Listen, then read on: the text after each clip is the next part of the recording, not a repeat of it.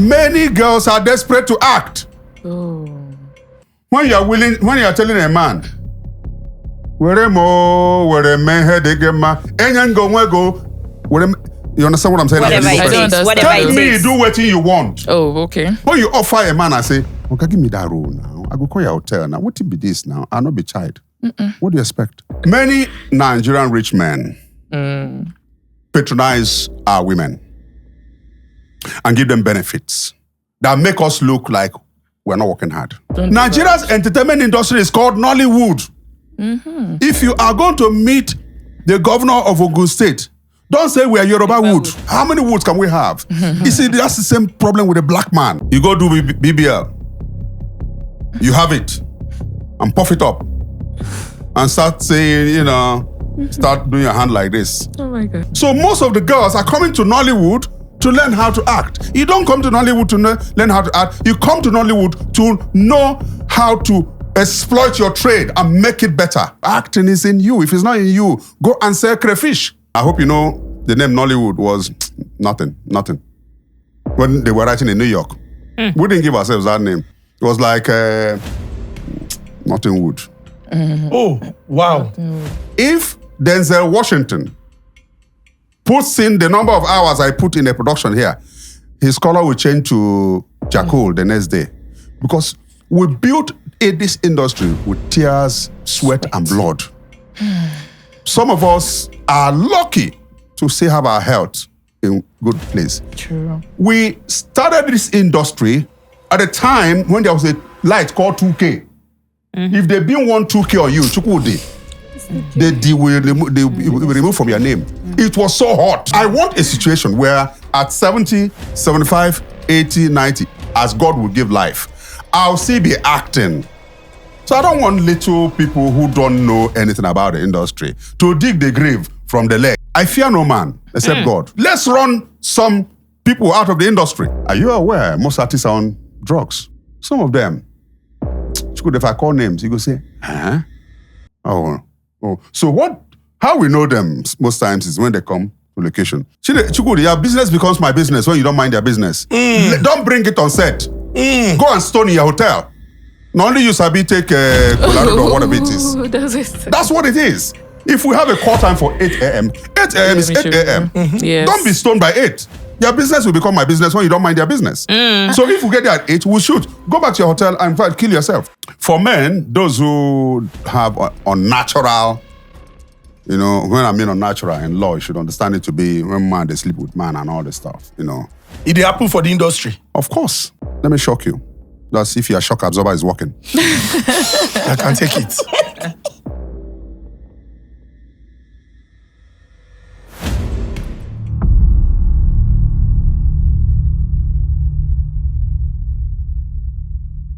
Welcome to the Honest Bunch podcast. You can see the smile on my face. In just about a minute, you would find out why. But let me first tell you that this episode will go down in history. I beg, as you don't start with us, make sure say you watch them until the end because it's going to be very eye-opening and impactful. Make I not talk too much. Make I salute those who will be say, then stand gidigba for our back. Carabao Energy Drink Original. Just continue to enjoy yourself and keep the energy up. Then there's Reseda. We don't talk and say, real estate na very, very good place to put your money. But if you go put am for the wrong person in place, it will come to say you dey cast and bind later na problem. With Reseda, you are guaranteed the very best prices and peace of mind. So what you need to do is slide into their DM and just put the code Honest Bunch. They're going to say you come from us, then go answer you. Then there's also a free prize. Remember, you shop quality items and win fabulous prizes. They catch people now for some parts of the world though, saying na fake items na they carry. I beg, no follow vacation, enter inside prison. God no go let them be your portion. Then there's Adult Nation Entertainment. Dumomi the Jig, I always call his name. This guy is Sumo Grammy. He's super creative and super talented. And it's important that you remember that name because he will take the industry by storm. Ladies and gentlemen, let me clear my throat and begin the introduction of the amazing quartet. But today, we balance. Una go know why. By my immediate right, Ada Item. Adazulezu, www.asankpokoto.com. By the special grace of God, incoming. The light has come. Ladies and gentlemen, melanin popping, skin always skinning, jollof always jollofing. Ezinne ugoji, Ezinne mama. Now, ladies and gentlemen, one beautiful Nigerian woman, two beautiful Nigerian women in the same space. You go know say you go hot. We call her the Gen Z Pro Max. She's a body with an attitude. A body who is God-fearing. A body with home training. Baby girl of Lagos. What she says, yeah, stop. Everybody agrees with her. Ladies and gentlemen, beautiful, delectable, intelligent, Deity Cole! Hi, chummies. Chief. No name. You are wearing a bog. 6 foot tall chocolate dripping papi. What are you talking about? The Carabao of the honest bunch. Let go. Thank you very much. Thank you, Ezinne. Yes. So, ladies and gentlemen, if our guest was a military personnel, he'll be a war general, seasoned in preparation, with a jacket full of medals, honor, and decoration. When you talk about stakeholders, in don't pass, he be founding father of an industry that is impacting the lives of tens of millions of people around the world. A billion-dollar industry. If we do the thing when we supposed to. Industry where we say that they use the shape opinion. They use the impact the lives of people and show direction. Ladies and gentlemen, with over 4 decades of experience, he's somebody who has seen it all. And when he points in this direction, you go no say you no go miss road. When they say follow who no road, you know the person when you they follow. Ladies and gentlemen, the one and the only. The legal luminary, is he? Yes, now, legal luminary. How can you forget that? Kanayo! Oh, Kanayo! Welcome, sir. Thank you so much. I didn't even know it was me you were introducing. You know something that is really very funny. For so many of us who grew up, seeing you on our screens, we have known you as Kanayo, Kanayo. But it is interesting that research don't show, say, not be Kanayo, Kanayo, that it is Anayo, Modestus, Onyekwere. Yes. Yes, I know. But let's leave it. No, but you're right. I know. That is my certificate name. Anayo, Modestus, Onyekwere. Yes, Kanayo Okanayo is my professional name. Nice. I don't like English names because I've not seen an Igbo man answering Chijoke. These are the things our parents passed to us by religion. You must be baptized in this, you must answer in English. Why wouldn't they give me an Igbo name at baptism? That's the question. Interesting. So, before we delve into the conversation, let me just say that it is such great honor to have you seated with us today. Thank And you. I know that I speak for not just my generation, the younger one, and those who are ahead of us to say, you have depicted different characters on our screen, and from your excellent depiction of these characters, you have impacted lives and brought so much joy and happiness. So I think you deserve a round of applause. Thank you so for much, having sir. me. Thank May you. the Almighty Thank God you. bless Thank you. I'm Amen. nostalgic. Yes, like Me, I'm screaming. There's no sound. Gen Z people, I'm screaming. No, you are not shouting now. Screaming. so. I mean, it's a good place to begin. Yes. Okay. I was scrolling the streets of Instagram this morning, Okay. and I saw a video of you. Nice sacrifice does not talk a lot. So, who made you vex? I went for that to watch the video, and I'm asking for clarity. What would make you, make that video? All right. Thank you. And once again, thanks for having me. Thank you so much. It borders on professional misconduct. This is the only industry that has kept me and a whole lot of others for the past 30, 35, 40 years. So we need to protect it. And I was calling out a particular woman, Mrs. Unigwe, mother of Angel Unigwe, the actress. I feel very not too happy about the younger girl whose mother is messing up her career. It's borders on breach of contract. You hire an artist for say, a YouTube content, and they can only give you 3 days. Okay. We shoot for 4 days, sometimes 5 days. But you can only give me 3 days. So allow my 3 days to expire. For instance, I asked you guys on this program straight, when does a day expire? At midnight. At midnight. And you took your daughter away at 9 p.m. without shooting 6 scenes. Professionally, it's not done. And one thing, Aditem, you will understand, you're a production person, is when the artists disperse, some of them, you can't get them back in 2 months. So who bears the brunt? So it was that there was nothing, and people who didn't intervene yesterday to say to this woman, bring your daughter and shoot these scenes and go your way, okay, goes his way.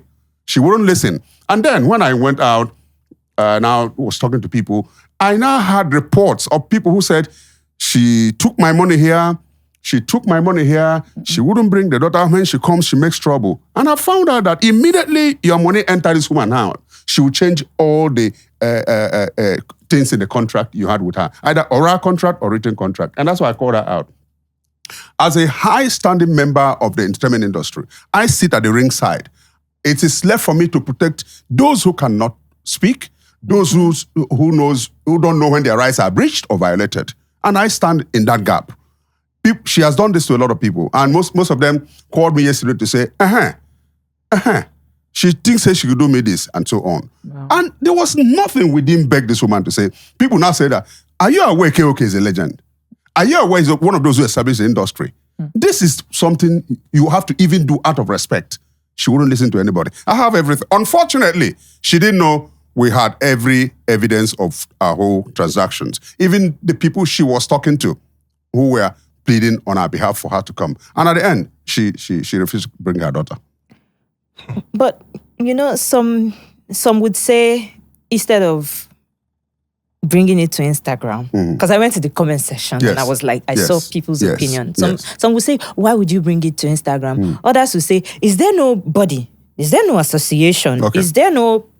All right. Now, before I made that video yesterday, I had made a call and I spoke with the Actors Guild of Nigeria President, Chief Emeka Rollers. And I said, I am doing this, just be in the know. But I'm going to send you the video I'm going to do because it has happened to many people. I mean, it's not that I couldn't have but how do you handle a situation where people are producing and she's doing the same thing from one set to the other? The Actors Guild can intervene. Don't forget one thing. I'm the producer of the content. I'm the executive producer and I'm an actor. So I have a tripod stand on the production. I didn't have to consult any producer. I was dealing with her directly. And most unfortunately, let the viewers be aware of this.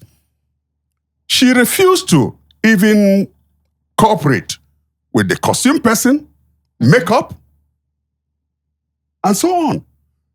And I think there's this Cynthia who called me from Glitch Africa this morning. Ask Cynthia, it didn't take me up to 10 minutes to reply her text. This woman will never reply her text, will not take your call. To the production crew, how do you film or work seamlessly with her daughter? You don't have direct contact with her daughter. In fact, I have just withdrawn myself because of the girl. If not, I would have said more. As a follow-up to what Ezinne has said, if you have an association that you expect that these practitioners, owe some sort of allegiance to, and consider this association one that protects... That's where the problem is. Most actors think they are bigger than the Actors Guild of Nigeria. They will never come for a meeting. In fact, some of them will tell you, I don't belong to AGN, and so on. They're doing their own thing, I'm doing my own thing. And do you know where you catch them? When they're going to the embassy, they now say, which guild you don't belong? They will now come to the AGN president to write them a letter. But they will never come for meetings, they will never contribute, they will never do anything. So when you're talking about the association, we know some people, immediately stardom happens to them, they begin to behave like they're bigger than the guild. There are many of them, and I don't want to call names. But is this not a problem that was created by practitioners in the industry? Where, for example, I mean, if people look up to you as somebody who has spent quite this number of years in the industry, and you are a member of this association, and they look at somebody else who may be of the same number of years or status, and the person has a disregard for the association, don't you think this would make younger people or people who hit stardom say, I have no business with this association? Exactly. That's why there needs to be a clarion call for everybody to know that we are better off being under a guild. We are better off being under an association that will protect our general interest. That operating individually does not help us. It's for people to have that understanding. But when you have people who do not have that kind of feeling, it becomes bad. So it's a work in progress. It's a continuum to call on the actors and the AGM president with his executives to keep on working to bring in actors together, and for actors to know, not just when we go for burials, not when we have candle lights, that the teamwork makes the dream work. That we need to work as a team, and we will have more respect if we work as an association. That we have more respect. If it's so bad, truly, that when you institute a kind of fund to say, actors, from what you earn, give 0.5% to the guild in your good and healthy working years, so that when you have a health issue, and that's why you see always that actors are always coming to the social media to ask for this, because many people have refused to be part of the association to build something from your earning. I mean, if I earn 1 million per movie, for instance, what is 1% of it? That's 10,000, kind of. Why wouldn't you pay 10,000 to a fund, which will be used to take care of those who are sick? It will get to your turn one day when the rainy day will always come, when you cannot function effectively and your health deteriorates. That's the idea behind the social security system abroad. So that when you are not working and you're not in good health, they will now prove from there and take care of you. So people do not want to align with this. People do not want to contribute.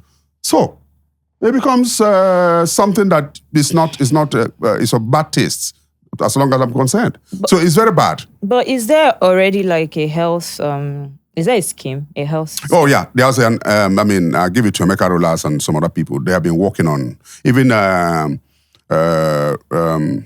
our colleague, the rock woman, Remy Njoku, even 3 months ago, they sent me an HMO and so on. There's been the two back and forth thing, people being asked to even come and take care of your health. I mean, why would people belly you?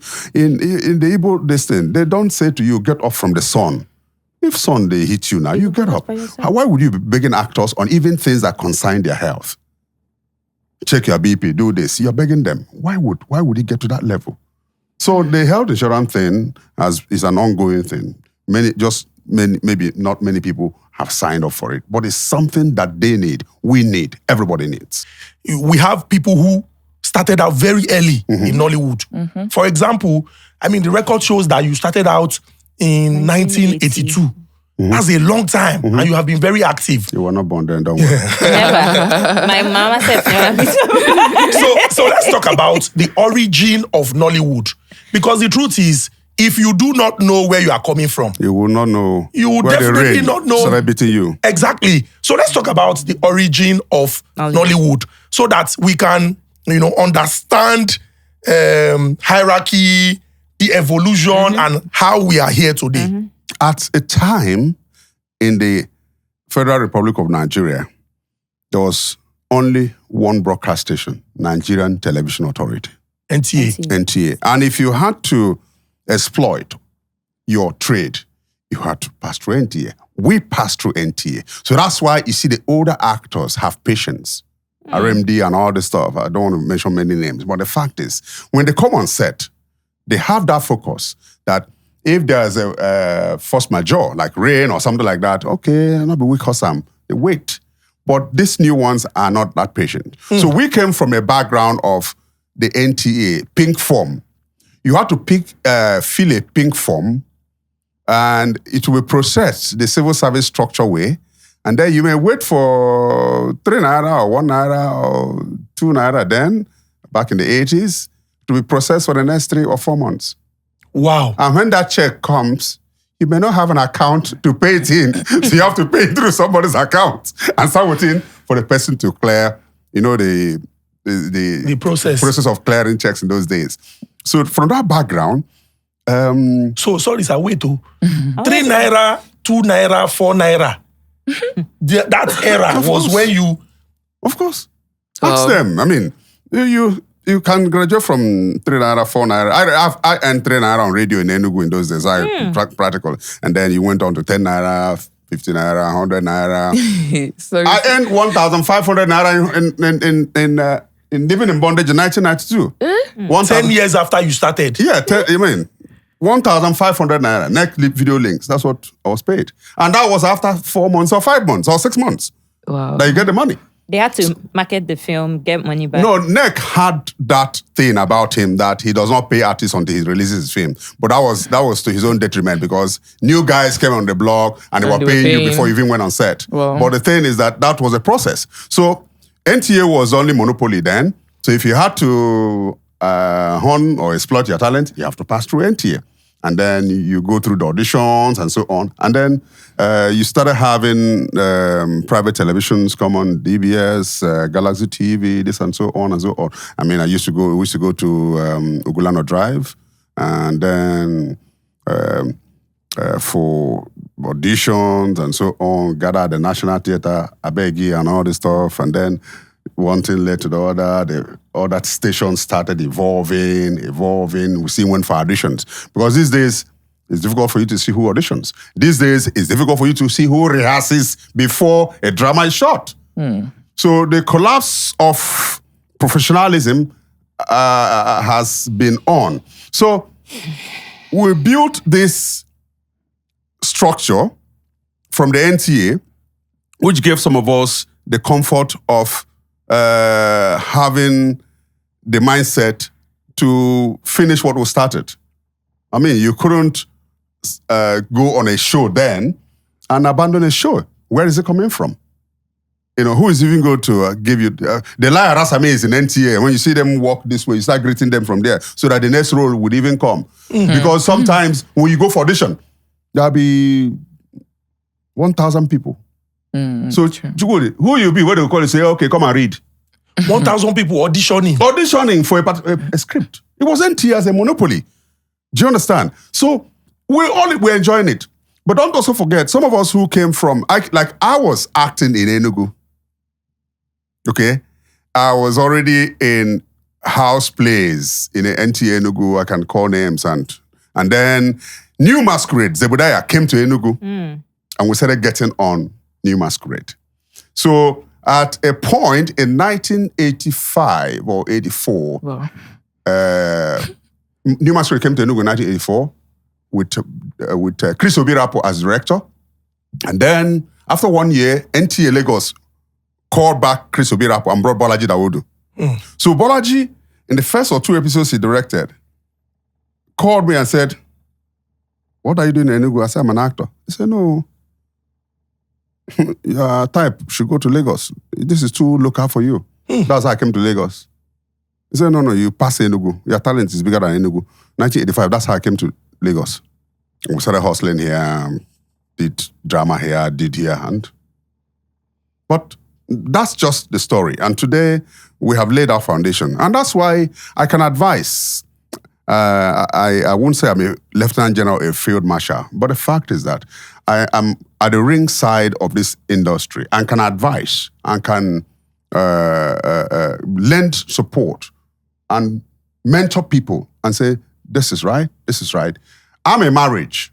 I'm the crossover between these young artists and the older ones. That's the grace I've had all this while. And nobody's going to mess up that grace. So if we talk about... No, wait, sorry. Before the marriage. So for historical purpose, if we want to say this is the movie or this is the year that Nollywood started. Good. I'm happy you went there. When people want to mess up with certain things, they begin to alter stories. The Haba Togun days were there. the Sholankes were there. Traveling plays all over the place. Kudos to them. They laid this foundation. They carried on their backs the things we're enjoying today.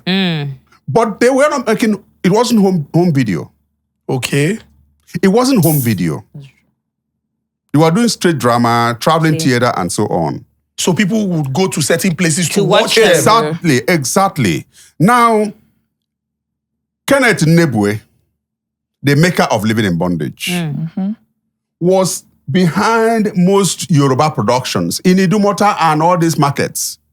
Don't also forget before then, Mike Orihedema was in Onitsha doing his plays, putting it on cassettes. I'm calling names so that, and I'm calling periods. Evidence. Now, he was there doing, Kenneth was here also doing Yoruba plays. He never did Igbo. He was Igbo, but he never did Igbo. So in 1992, he did Living in Bondage in Igbo. The first part of Living in Bondage didn't have a translation in English. And it caught like wildfire. And that's what we see as the origin of the Nollywood we had today, because that was when they started writing about the industry. People could now go, and Yorubas, give it to them. They had the culture of the theater, and they still have the culture of the theater. But the Igbo man is a trader. So the home videos suited him because he can now buy a tape and be in his house and watch it. Igbo man, I got half a shop. Go and watching the theater. Because onye gan on a chop. That's it. So that was where it started. That the Kenneth Nebwe made Living in Bondage, and then maybe storyline caught up, and one thing led to the other, and there was an explosion that led to what we have today. So that's why when we trace it, I mean, Professor Laze Kweme. No, he's American. Came here. I was among the guys he interviewed about the origin of Nollywood, how we started, and so on. Before then, I hope you know the name Nollywood was nothing. When they were writing in New York, we didn't give ourselves that name. It was like Nothing Wood. Oh, wow. Wow. Yeah. But they have come to understudy us.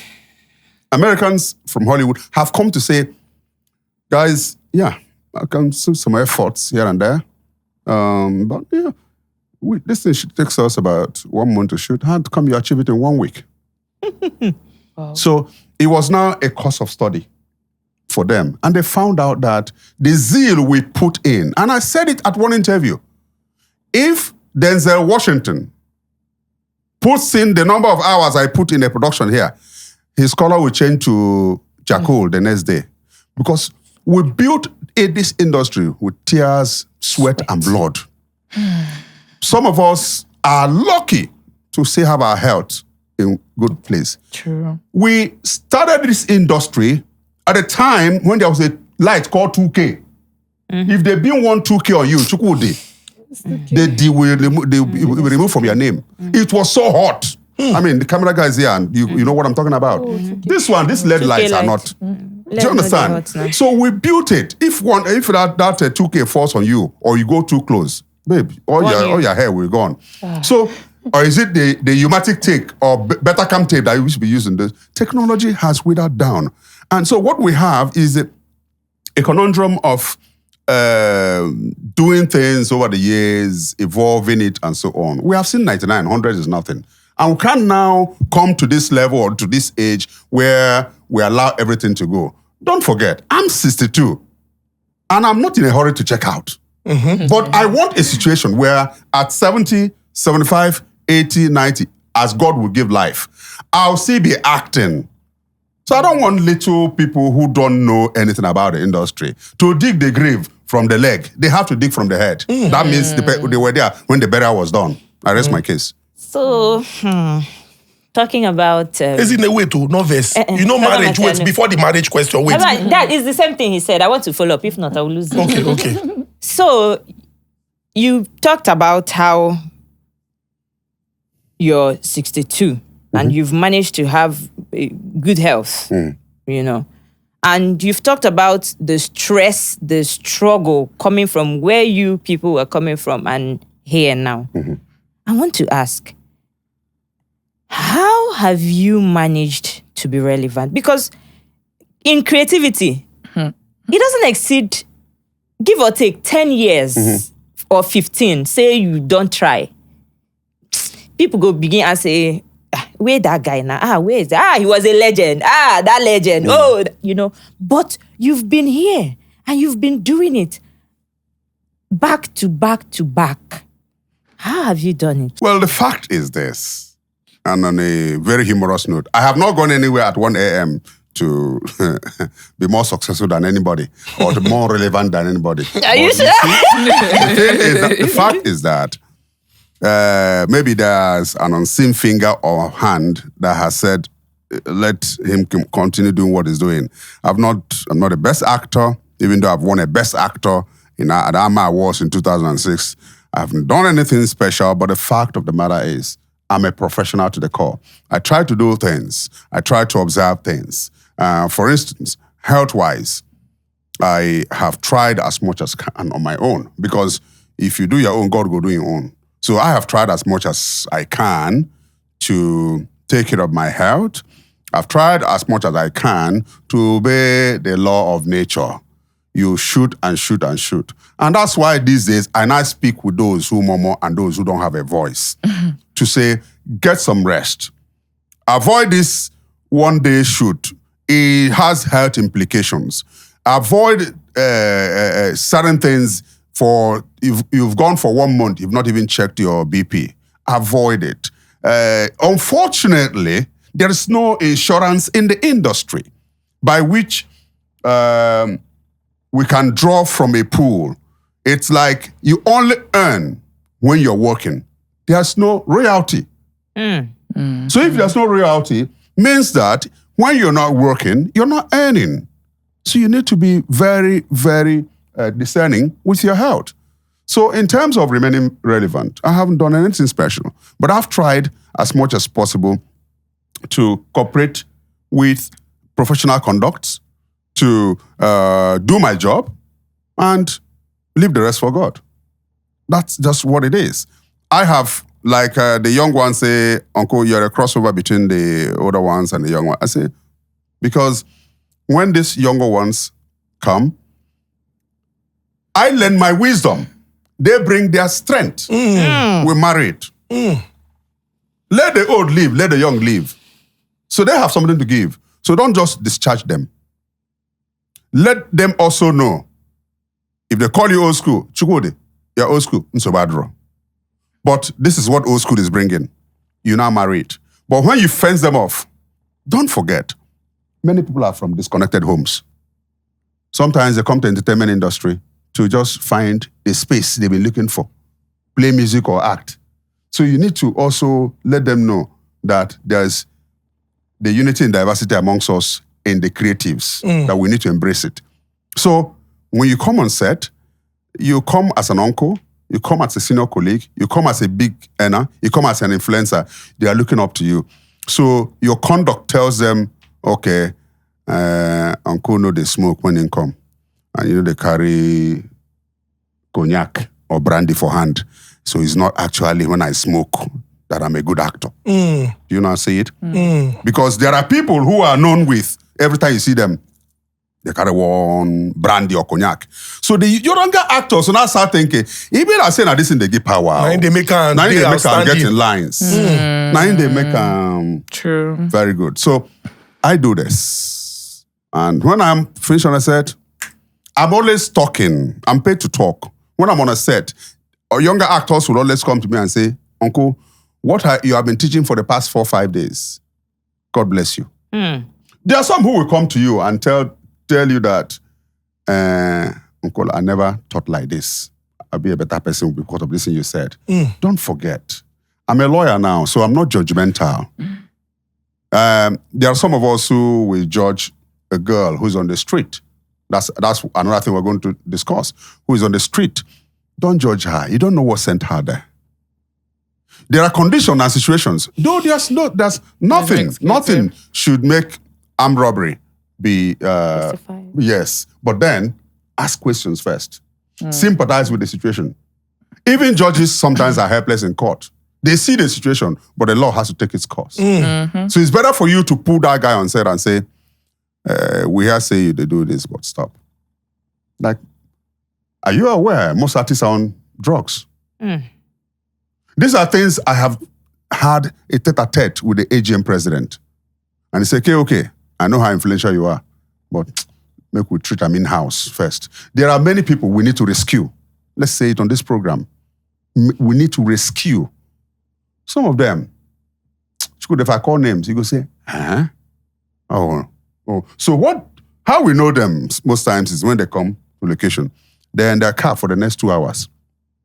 Then you see a producer who's in Onitsha, who doesn't speak the kind of English we speak, and say, patano kai shoot, come out, let us shoot. He has been in the car for the past 1 hour. On a message, let him come now, let us shoot. And if he's a lady, don't forget she needs the next 1 hour or 2 hours to do makeup. So you end up having some people coming at 8 for a production, and the production not shooting till about 10:30, 11 or 12 noon. It's a bad situation, and I don't need the next script. I want to let you know. It's when you need a next script that you reserve your comment. I don't reserve my comment on things that will make the industry forward. Guys, make we remove our hands from all this way we take. But what do you think say they cause them? Shena said the industry, they too peer pressure now, peer pressure, the need to keep up with pace of finishing this and so on. Yes. Force energy here and there. There are people who are stoned because of the background they're coming from. They don't want to think about what happened yesterday and so on. So they get on these things, but it's not a proper advice they're receiving. So we need to get them out of there. But more especially, your business becomes my business when you don't mind their business. Don't bring it on set. Go and stone in your hotel. Not only you sabi take Colorado or whatever it is. That's what it is. If we have a call time for 8 a.m., 8 a.m. is 8 a.m. Yes. Don't be stoned by 8. Your business will become my business when you don't mind their business. So if we get there at 8, we'll shoot. Go back to your hotel and kill yourself. Okay, so do you think the type of roles you play as typecasted you in a way to keep The answer paying? is no. The answer is no. If you understand it, I won't allow you finish because it's better we get on faster and so on. Okay, No, hold on. Okay. You see, an actor, I think rules of professional conduct for legal practitioners, 2007, a lawyer does not reject cases. Okay? You can recuse yourself from a matter. If Chukwud and I are related, no, Adit are related. I can say, please, recuse me from this matter because we're related. I'll be biased. It also happens and so on. Do you understand? So it's a situation where I have played roles. There are roles I play. I'm Kanayo. That character is called something. That's what it is. So I got to play it. And have you seen Sylvester Stallone or Arnold Schwarzenegger playing an office secretary? So it's not a typecast. But at the end, what happens? Where are they taking that story to? That's the question. They are casting you for this role because you sound convincing. Believability is the name of the game. Can you play this? You carry president of Nigeria and go give somebody where they do comedy. Nigerians will not believe it now because they will see that's comedy. Yes. But go and cast Pete Edochie as president. They will say, okay, that age is good and so on. So it's about believability, it's about something convincing. But problem we have is because of the viewing public here and the level of education. So when you are a thief in a movie, a thief in person. Or a wicked mother-in-law. Very good. Patience over that one. Very good. You just succeed so Are you well. aware? Patience Ozoko. Yes, I know she's a pastor. Her name. That's her name. If you shout at Patience, she start crying. Her heart is too soft. So she's playing the opposite of what she is. I'm the bad guy in the movie. Who am I in person? It's the character I'm playing. You got to play it. And for professionalism, if you play a role, people cannot relate with it, you have not played it well. When you spoke about the origin of Nollywood, you mentioned, people who started out undergoing a certain process that developed certain traits in them. You mentioned patience. Now, you have said old Nollywood, unlike new Nollywood. There's nothing like old Nollywood and new Nollywood. It's employment of language, and the semantics does not work anywhere. You don't have old Hollywood. You have only one Hollywood in the United States. So anybody who is using that language is trying to be mischievous, and we will not allow it. We will talk down on that person to please withdraw your words. Let me go on this thing now. If you want to meet your governor and you're from Kano State, meet him as entertainment practitioners. Don't begin to say we are Kannywood. Nigeria's entertainment industry is called Nollywood. If you are going to meet the governor of Ogun State, don't say we are Yoruba Wood. Or Enugu Asaba. No, or Enugu Asaba Wood. How many woods can we have? You see, that's the same problem with a black man. And people like me will say, no. Meet with him, speak Yoruba, speak Efik. When you go with Emoy in Akwa Ibom, speak your dialect, but don't divide Nollywood. Get whatever you want to get from your governor. But don't begin to tell him this and so on. No, it's not good for us. Let's operate as practitioners in the creatives. So you think these different woods? It's not good for us. It's not good for us. And another thing I wanted to hear your take on is, you know that some actors, when they feel like they are at a certain point in their career, they have a lot of fans, they have a lot of people that like to watch them, they skyrocket their pay. And they make it so high that producers have to really stress to get them. Is there nothing that can be done to control, to regulate what people charge? No, you don't regulate. It's an open market economy. You don't regulate what people charge.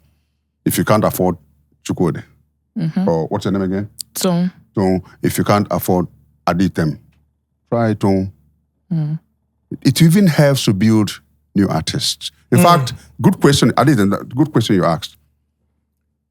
There are people in the industry now, you want to shoot with them, they say they can only grant you 1 day, and it's 1 million, 1.2, 1.5. In June, today is 21st of June, 2024. They will tell you, I don't have any available date till February next year. So it gives you preference to start discovering the likes of her and other people. So I'm also using this note to say to those in the entertainment industry, let's start discovering those who will act as backup. That this person's face sells on YouTube does not mean it will sell on Showmax. Does not mean it will sell on Amazon Prime. Does not mean it will sell on Netflix. Thank God it's only on YouTube that they want the faces of all these fine boys. For goodness sake, it's not good for the industry. But it's also an opportunity, a window of it, to start discovering those who are said not to be in the wings of all these guys. So it's an opportunity. So regulation of price, it doesn't go anywhere in the world. Michael Jackson had his fee. Beyonce had her fee. And they're all musicians. So also our own Davido has his fee. If you can afford him, go. If you cannot afford Davido, go for Portable. That's how this is. Portable is not cheap. No, what was it? No. Yes. There's Dangote is a billionaire. Adenuga is a billionaire. Otedola is a billionaire. Their own levels. They're all billionaires at the different levels. $21 million. $13 million. Yes. $13 billion. $7 billion. It's all billionaires. If you can't afford this one, go for this one. If you can't afford this one, go for this one. It gives you an ample opportunity to even discover that, okay, this actor can really do this job. Okay, let's bring him in. Before you know it, he will raise his own group of people who will say, we didn't know you were there. What's our time for this? Where is Wednesday? And that's what it's supposed to be. And that's what I'm doing now through Simplicity Associate Productions, my production house. To begin to give opportunity to those who are not really popular. I'm losing money, yes, but I will gain. It's just a matter of time. Yes. I have been in this trade, watching from the ringside, so I know it. If it doesn't work on YouTube, it will work on Amazon Prime or Netflix or Showmax. One of the platforms, you will put your film and you make your money. So it's just a matter of time. Let those who are reigning now reign. Let those who are reigning now reign. But it is not forever. I have been in this industry now. Nobody reigns forever. So to follow up with what Ezinne has said about pay disparity, for so many people on the outside who look at the industry, it would appear like women earn more, which is not a bad thing. But some people have said, is it that the industry is favorable only to a particular gender? You know, Chukwudi, you're looking for trouble. So don't talk about the women. No, disparity. They have benefits they give. Okay. And these benefits, both in the and the so those benefits are what gives them that privilege. Not that women earn more. Oh, so people, okay. I don't understand. Let me give you the opportunity to expatiate. Okay. Many Nigerian rich men patronize our women and give them benefits that make us look like we're not working hard. Chai.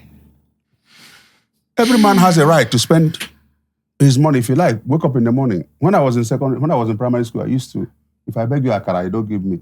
I'll say, when I become a big man, I'll use all my money and chop akara. That was a child's thought. Yes. Do you understand? Yes. Every person has right to spend his money legally on anything. But unfortunately, Nigerian rich men, most of them, spend money on our girls to the extent that it impoverishes us, makes us look like we don't work hard. You call a girl, she says she wants to do a production. She's your girlfriend for whatever benefits she gives you. How much are you asking for this production? 150 million, okay? 100 million. But me, we be okay. Go and work hard, my friend. Oh man. So waiting man do man. No, it's not a good situation. What? Because have you seen any lady ask for financial help for medical expenses? Have you? No? It's only the men. No, we are an endangered species. That's what I'm saying. The men are endangered. You got to work like your fellow man. And we're not going to come to anybody's door to beg for food. But the fact of the man, men, make una help men. It's very important. Support the projects. Don't dash us money. And that's what people like me are saying. I went to a guy a month ago with my assistant George. I want to tell him, say, for my house, Oga, I dey chop belly full. I have no need to ask any Nigerian for money for feeding. Because I even help others. But I'm doing productions. And these productions are helping to pull people out of the street. One thing, do you know one thing why most ladies come to me for production? They are assured of no sexual harassment. They are assured that you're not paying anything to get auditioned or to say, come and see me later or return this. It's my own production.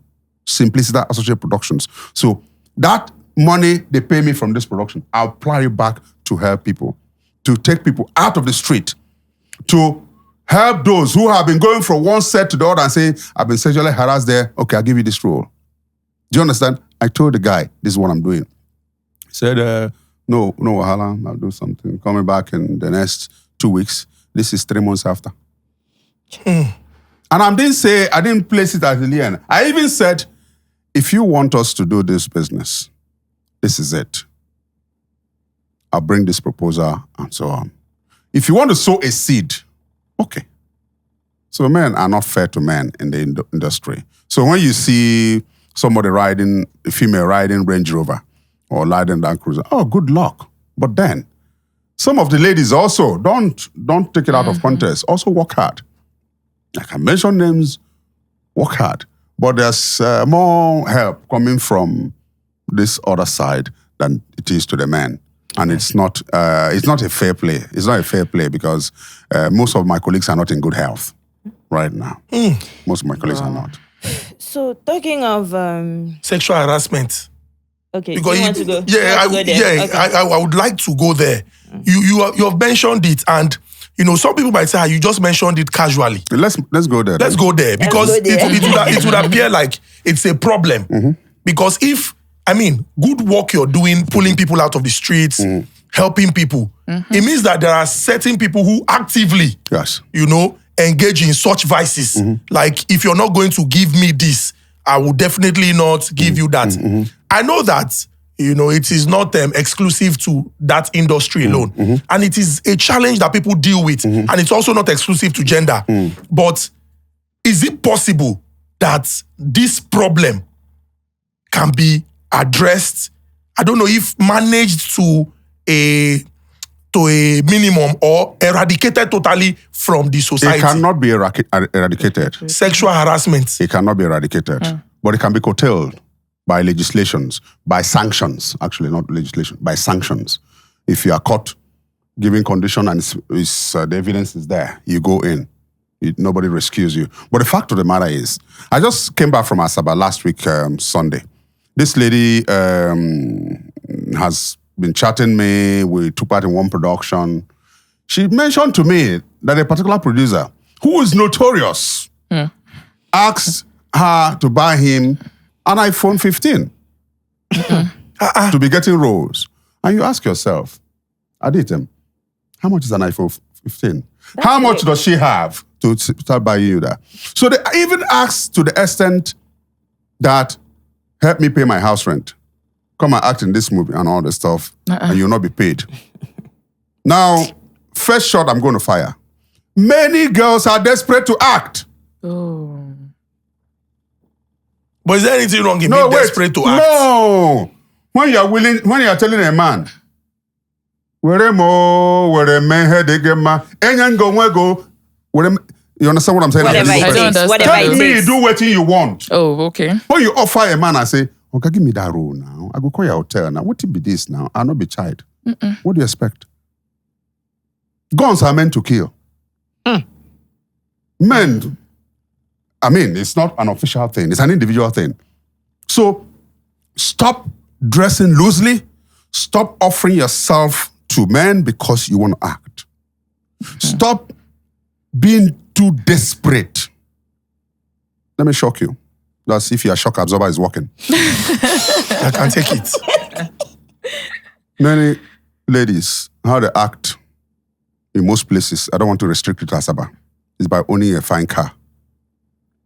The producer will not employ your service to use your car.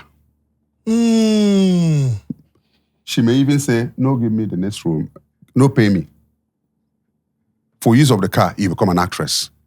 Instead of the normal thing that's supposed to be, we audition you, you're good for this role. So that's why you meet some people on set, you start asking, they say they don't sleep with this one. No.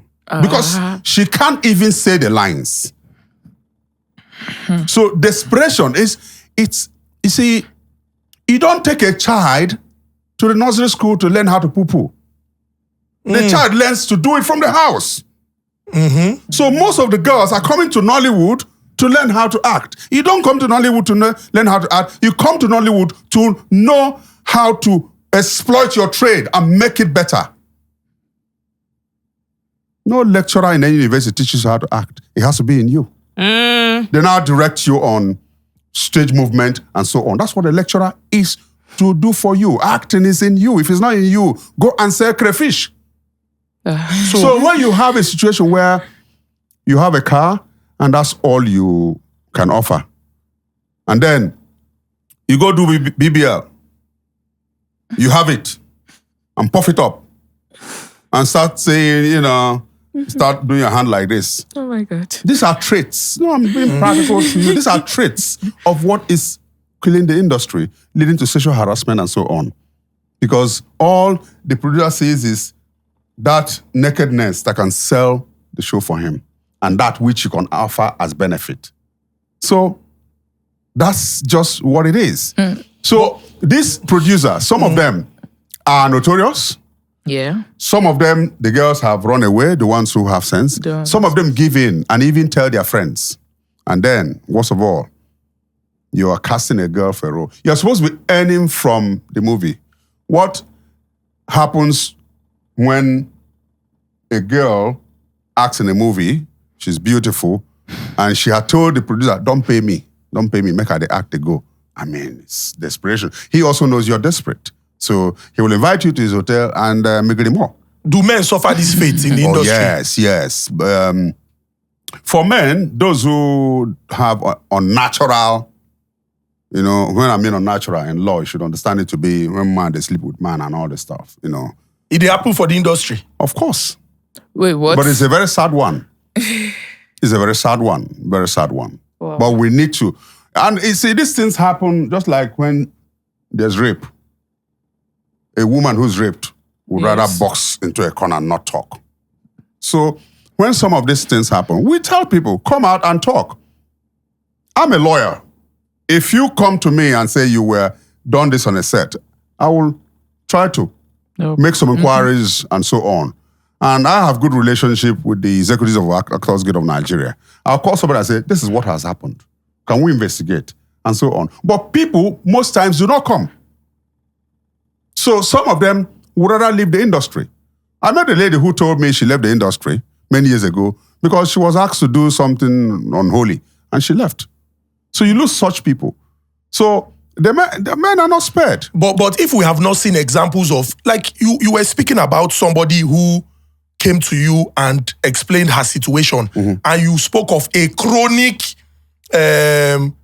predator, somebody who does that, and people are aware of the person. Yes. If you don't make examples of such people as an association, don't you think it would still allow those people to thrive and make certain people say, I don't want to do anything for that industry, let me go? And if the person even comes to lodge a complaint to report, the person might feel that there are people in high places who would want to protect that person because they're like guys. Yes. It's just like the Andrew Choko thing in Abia State, if you remember.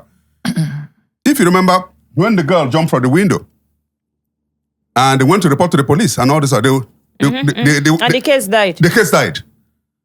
Nigeria is a miracle. And we need our policemen, hardworking, military and so on, to stand up for justice. So when you have this situation now, the girl in question or the guy in question, okay, if the girl does not report, what happens?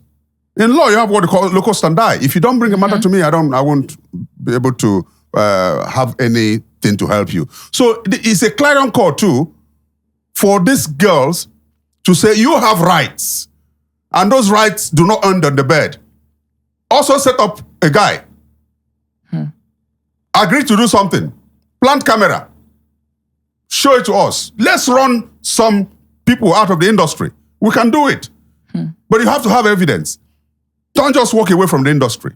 Have something we can fall back on and say, man, you see, on a report card with this, you got to go. So you are saying if somebody provides hard evidence, you people can publicly name shame. And so, like I said, I'm not looking for the next script or the next role.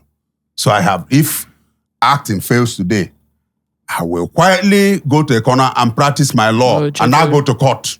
Even do litigation. Do you understand? So, but right now that I am in the center of the industry, bring your matters. We prosecute them. I fear no man except God. So I can help anybody who wants to be helped. But I cannot. Jesus never went from community to community looking for who to heal. If you come to Jesus, he will heal you. So I'm not looking for who to help in Nollywood. I'm looking for people who will come to you and say, Uncle, he did this to me. This is evidence. I'll run the idiot out of town.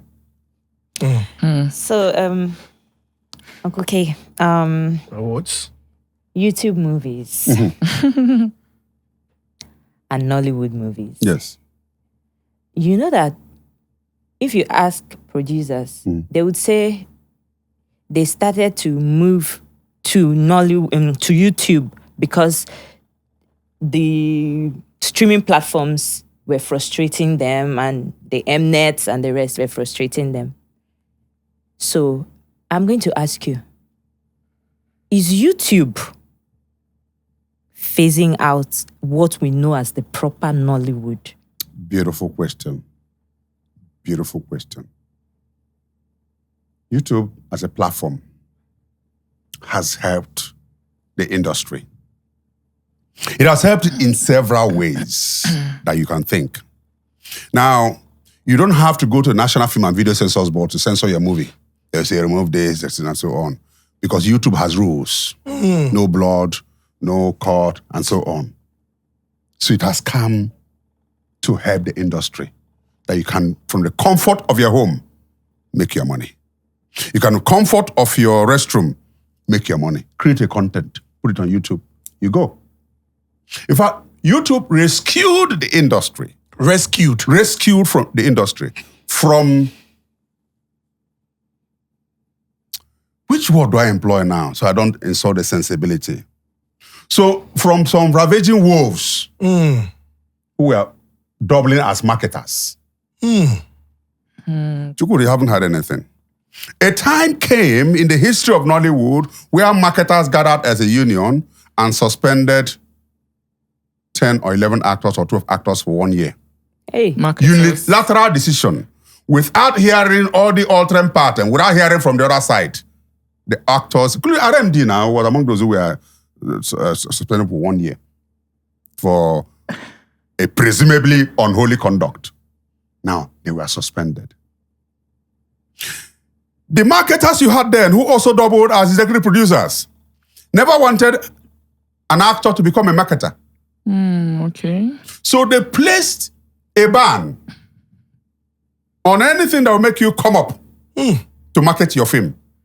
In fact, it was so bad to them that they imposed a fine of 500,000 naira or a levy that you have to pay 500,000 to be a marketer.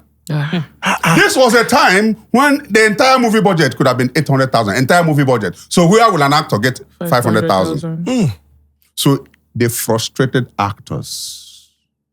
So Kenneth Okonkwo, my senior colleague at the bar, is one of those who tried to be a marketer at Idumota. Kenneth escaped with his life. Wow. He was that bad? It was that bad. Wow. Quote me, go on, also call Kenneth. Kenneth did a lot to be a marketer so that actors can now, because what these guys were doing, the marketers, was, I did them.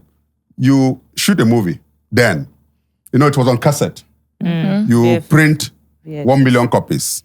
Now, even next week, they say that 20,000 don't sell. They are printing their own copies and selling. Ooh. So your movie could end up, selling 5 million copies. They will tell you, not just manage your sell or 800,000. That was how many actors started going back to the village. Wow. So, the story we're trying to tell.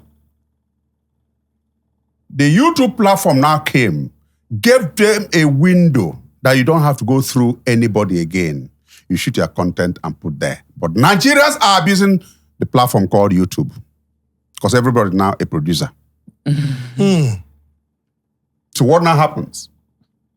Whatever, you have the right, the creatives, to produce what you want. If it meets the standard of the platform you're putting it, you put it right. But the fact is, we are now, like I said, everybody's now a producer. Everything is now put as a content.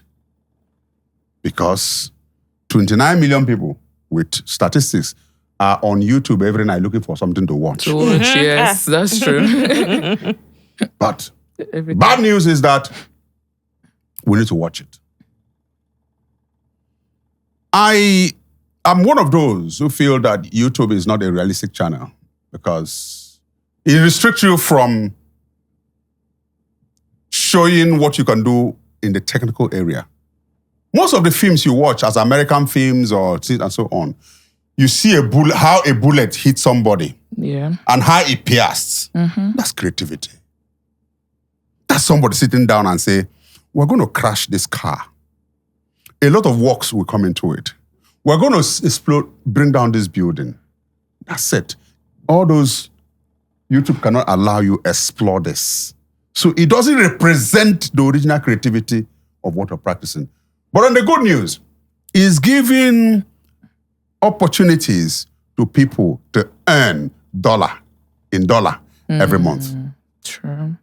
Because of the background of where we're coming from. And that's the case we must state here. But whether it will take over what you knew as what was going on in Nollywood is a talk for another day. But I'm sure, very sure, that another platform will come. True. Nothing lasts forever. And when it comes, And that's why I'm telling my colleagues now, who say in June 2024, I don't have any schedule for you in February 2025. Another dead body go die, you. Another dead body go die. No close road just because you're earning 1 million, 1.2, 1.5. People like me, who have been here, we have been practicing our trade. God has been keeping us. He doesn't want to call us back. We are providing leadership, influence. We know that things change. Whoever said experience is the best teacher is the best saying. We learn from experience. When another platform comes, will you be able to fit in to that platform? That's why today, not everybody reads the newspaper because there was a time every morning, even your papa, if you don't get money that time, go vendor place, go read free of charge. Today, how many people do you find at the vendor stand? So society changes, society evolves, and we must evolve with it, not restricting ourselves to any particular thing. Innovation is the key. So as long as we keep on evolving and innovating, we must understand that there are certain things that can't change entirely. Nollywood will continue to be Nollywood, but we need to reinvent Nollywood as always. Reinvention is very key. And that's where I'll just say. Okay, so speaking about reinvention, what do you think about awards?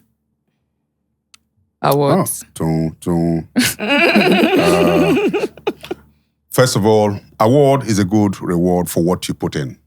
But like everything in Africa, like everything in Nigeria, it has become political. It has become political. That's it. So,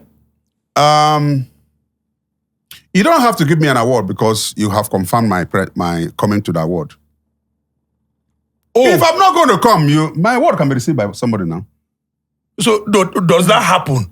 That they must confirm your availability and presence? I have spoken as an old man. You should understand where I'm coming from. Do with this information what you will. So, it has become an avenue for some level of politics being played and so on. And that's why most of us, you can't find us anywhere near where they're doing awards. You can't. Noticed. Now, some of us have unofficially advised ourselves. Wow. Let them do what they're doing. Good luck to them. No bad blood. No evil intended. See no evil, hear no evil. Go on with what you're doing, but let us. I mean, most of us who act in movies do not act because we're going to receive an award. Yeah. You put in your best to every show. An award coming from it is a reward for what you have done. So that's just for me.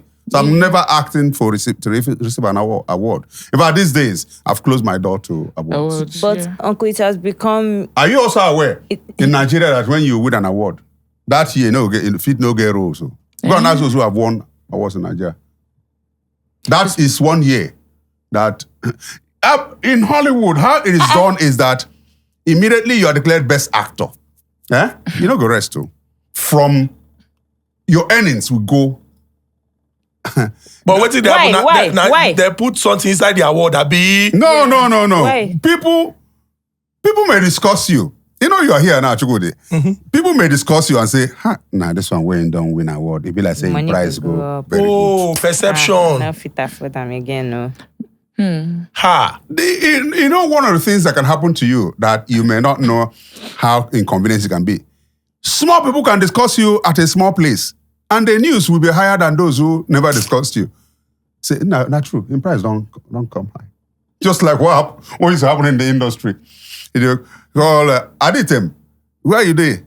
Hey, I'm going to America next week. Okay, we won't use it for role. No, I'll be back in 2 weeks. That person that called you may go and tell another person. Oh my God, America. He America. He's saying he'll come back for December.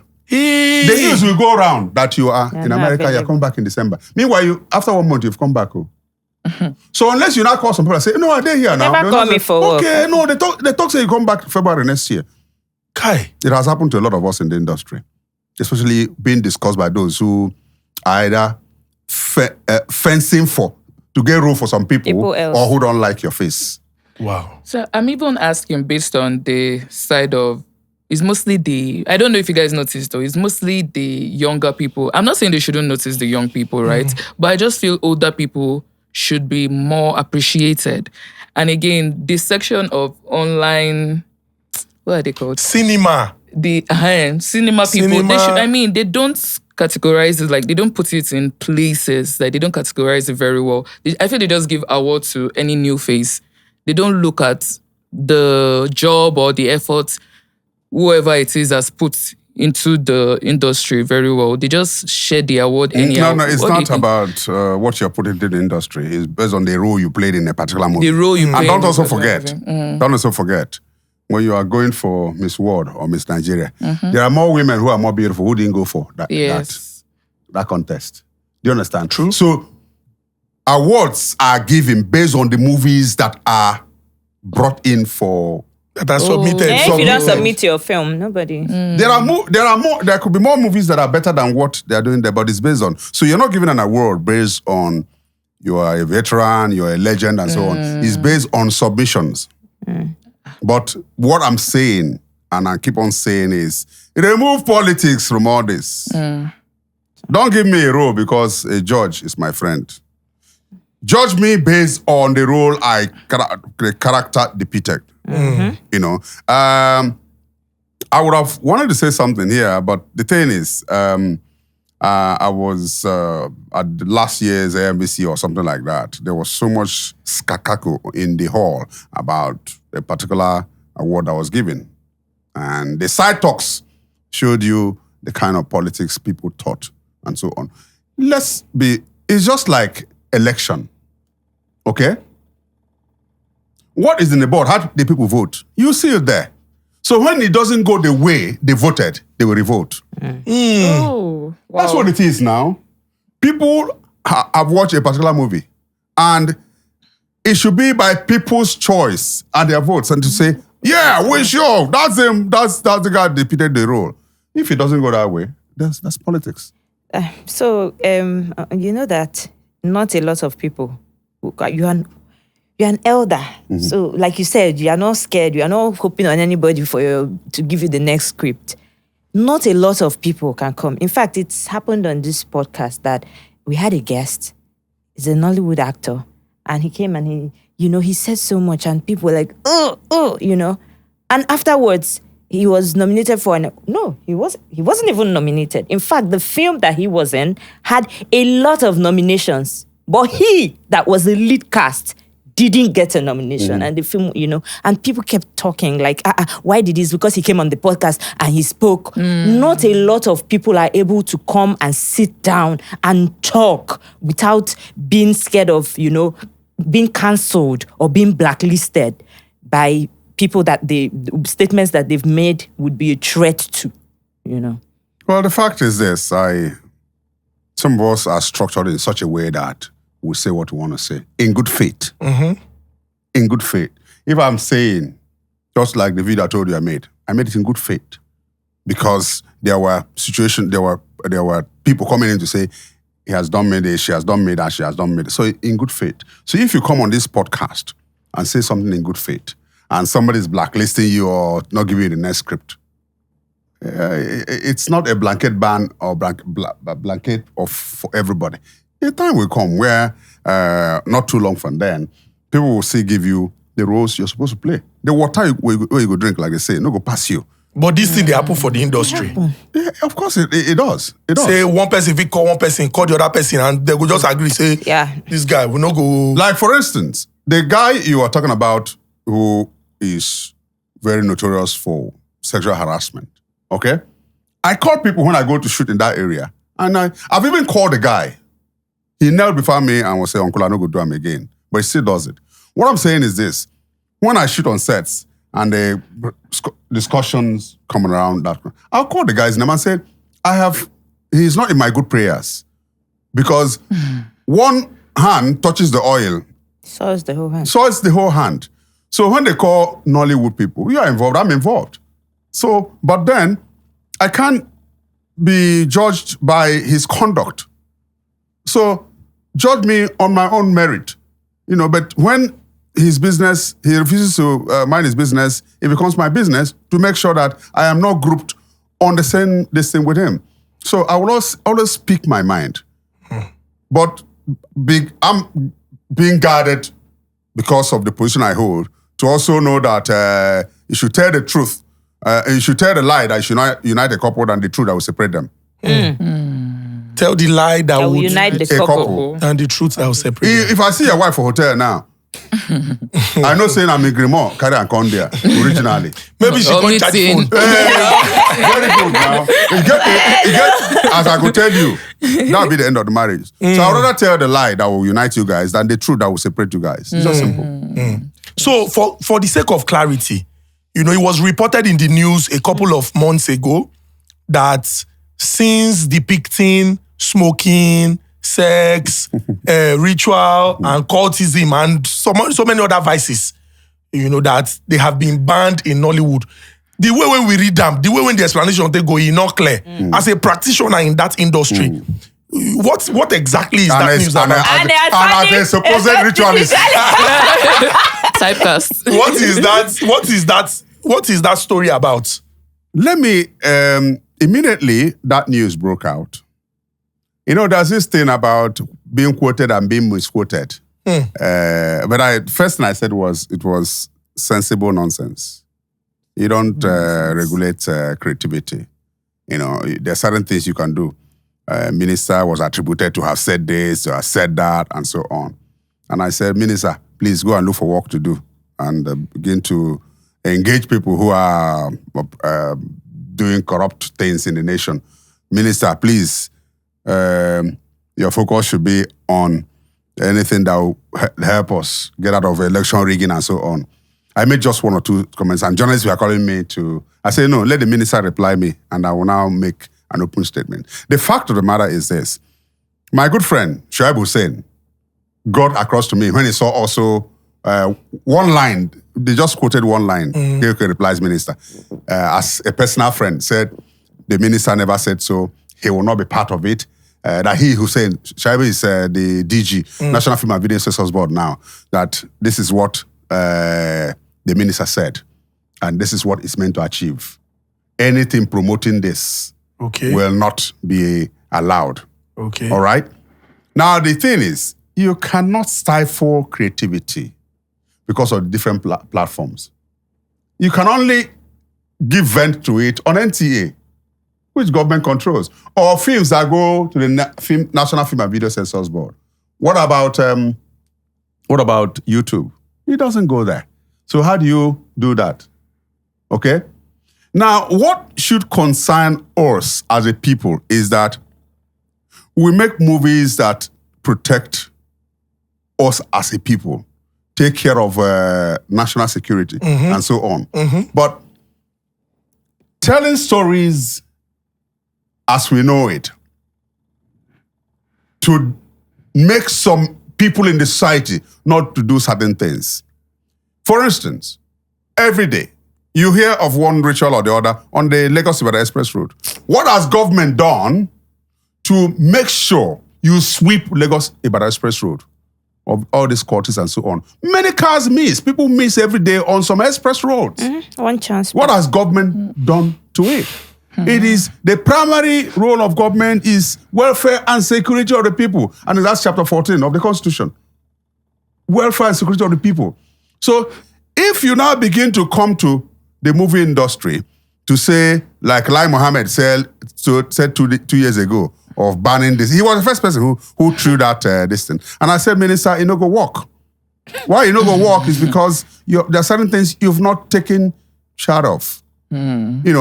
You tell a Yahoo boy, I don't support Yahoo. I don't know, stop obtaining by trick, neither by obtaining by any form. That somebody who works in, just like with the new national minimum wage of 62,000, somebody who works, he pays 62,000, that cannot take him home. And somebody who tells a lie and gets 620,000 and it helps the family. You begin to judge and say, we go begin to tell lie you. Let's begin to block all those things. let's begin to block all those things in the sense that there are certain things we're supposed to be doing as a nation we're not doing.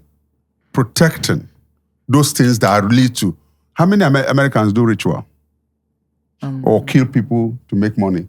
People are beginning to understand that there are things you do. Glorifying it will bring utter damage or destruction to society. So it is for government to say, no, you cannot go that way. After all, in some countries, TikTok is banned, WhatsApp is banned, and so on. Do you understand? But they have also plucked the holes by which you can't make money from here. What happened to the man, the Andrew Cheko? I go back to him again, who has killed this and so on. The gym instructor, Chukwudi, are you aware? He's missing. What has, is he not a policeman that connives with or conspires with this and lets this person go? Incidences are bound now. You have somebody has been locked before you know it is released and so on. Look at the way we make heroes out of those who have stolen from the country. These are the things that should bother us. To be able to tell the Nigerian who has just left secondary school that crime does not pay. If you do the crime, you do the time. Yeah. So what are we doing? Somebody wins an election, 9 months down, he owns a Jeep. Now, so money they come. He rides a Range Rover.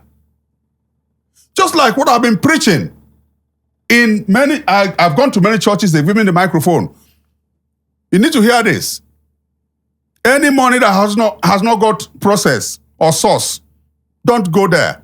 Your son finished secondary school, left you, he's in Lagos. You know, he's still going from one place to the other, looking for work. But 1 year, 6 months, he comes down, he comes back with this common Lexus 350 that's rents to everybody. You didn't ask him. Chukwudi, how come? You told me your salary was 50,000. If I calculate this 50,000 times 1 year, that's 600. This guy is 5 million. How come? The mother will be dancing. Okay, let me leave the mother first. The father, instead of condemning that, says, Chineke God. That's it. Thank God. Thank You God. even say prayer. What that father is eating from that money is what Mbise, my people, call Oriko. That's why many men are going to their graves early. You don't know who your son killed or obtained from. Then many women, you see your daughter who is in university carrying food 3 or food 4, Samsung, 1.5 million, 2 million. Say, Judge Jehovah, Emmanuel, holy, Jesus is good. What Jesus cannot do does not exist. You didn't ask her, my daughter, how come? How do you get this phone? We still pay your school fees. You are dancing for a new phone. You are eating what we call Oriko. So many parents have become irresponsible. Many parents are sending their children into prostitution, directly and indirectly. You're a father. Your daughter says, you tell your daughter, Abigail, send me 50,000. It's very urgent. What did Abigail they do? Content creator. She has to now line up men to go and sleep with them. So this thing continues. So many people are getting into unholy conduct. So what we do from the movies, we're connecting it back to what we're talking about, is that every movie shows that light will always outshine darkness or overshadow darkness. A man will start threatening the whole village with his juju and all this stuff. And how does he end? He dies. Gets a sickness. That's it. And even confess. That's what people should be looking at. Not how can we glamorize? Only glamour you talk about there is that when something now happens, you spray money. You see how they throw money. Party. That's what it's supposed to show. So you know that when you see these kind of people, avoid them. Because nobody go work that hard. Can't they spend the money like that? That's it. So this is the story we teach indirectly. So how can you not say banning of rituals and smoking and so on? You tell me that, how do you depict that a man live this kind of lifestyle and so on? this is how he's going to end up. So when the minister said that, I did respond, but my friend guided me and said this, and I said, okay, let's rest it at this. But nothing should stifle creativity for any reason. People have found other ways through YouTube, and they're making their money. So we should also concentrate on making sure that government does its best in the areas of protecting the welfare and security of Nigerians. True. That way, if somebody leaves secondary school, a girl doesn't have to pay. Like, for instance, what is it with the Nigerian government and Nigerian schools about this acceptance fee? Is it a commitment? Do you know sometimes some not too privileged Nigerians call you and say, Uncle, I've not paid this acceptance fee. Help me. After giving the person admission. He say, make he pay acceptance. Thank you, Phil. So it's a very bad situation we got ourselves into. Somebody told here is looking for a job. If you remember, David Mark said it as Senate president, that I don't know whether he admitted directly, that he had to give his own cousin 450,000 to go and pay her way or his way to get a job. Nedu, give me a break. What are we talking about? What kind of environment is this? Are we in a republic where anything goes and we cannot sanction people? What kind of things are we running? So it is that we want to project these things to the movies and make sure they are not things we're not indicting any government. We never indict any government, but government must show will, ensuring that if they catch you, you enter. True. Okay. You know me, I'm always on your Instagram. I don't know. I'm always on your, I'm telling you now. I know where you're going to. Me and my son, maybe. Now you. And you, first, before I go to my question, I'll ask, your captions, are they derived by what you think about before you write your caption? That I ask you there's this thing God gave me, huh? If you bring something we're discussing here now, ask me to write a caption. It just comes under maybe 1 minute or 2 minutes. So your I scribble everything you see on my Instagram. I scribble it myself. So there's this Yeah, okay, I've seen my son. Yes. Yes, I've seen my son. Yes, there's this caption. And I think this picture came after your son came to work a little bit for you in the production. Does he still work? Is he still there? Yes. Okay. So there was a lot of reaction, people saying a lot of stuff, and you posted this picture. And they also good stuff. They said, I mean, some people also, Nigerians, we have our opinions, diverse opinions, and you said in a caption in the next picture that you posted, you said, "A wise man makes his own decisions. An ignorant man follows public opinion." Yes. Yes. I'm an opinion leader, whether you like it or not. That's why we say lead from anywhere you are. Now, tracing back or retracing a few, there's something that happens. And I'm a cultural impresario and not just a believer in culture, but also tradition. And I'm a proud Igbo man. I'm proud of where I stand. I'm proud of what I do, and so on. And I'm also an actor who likes what he does. So I speak always to protect the things I believe in. A new sheriff has entered us from a long time ago in the name of religion.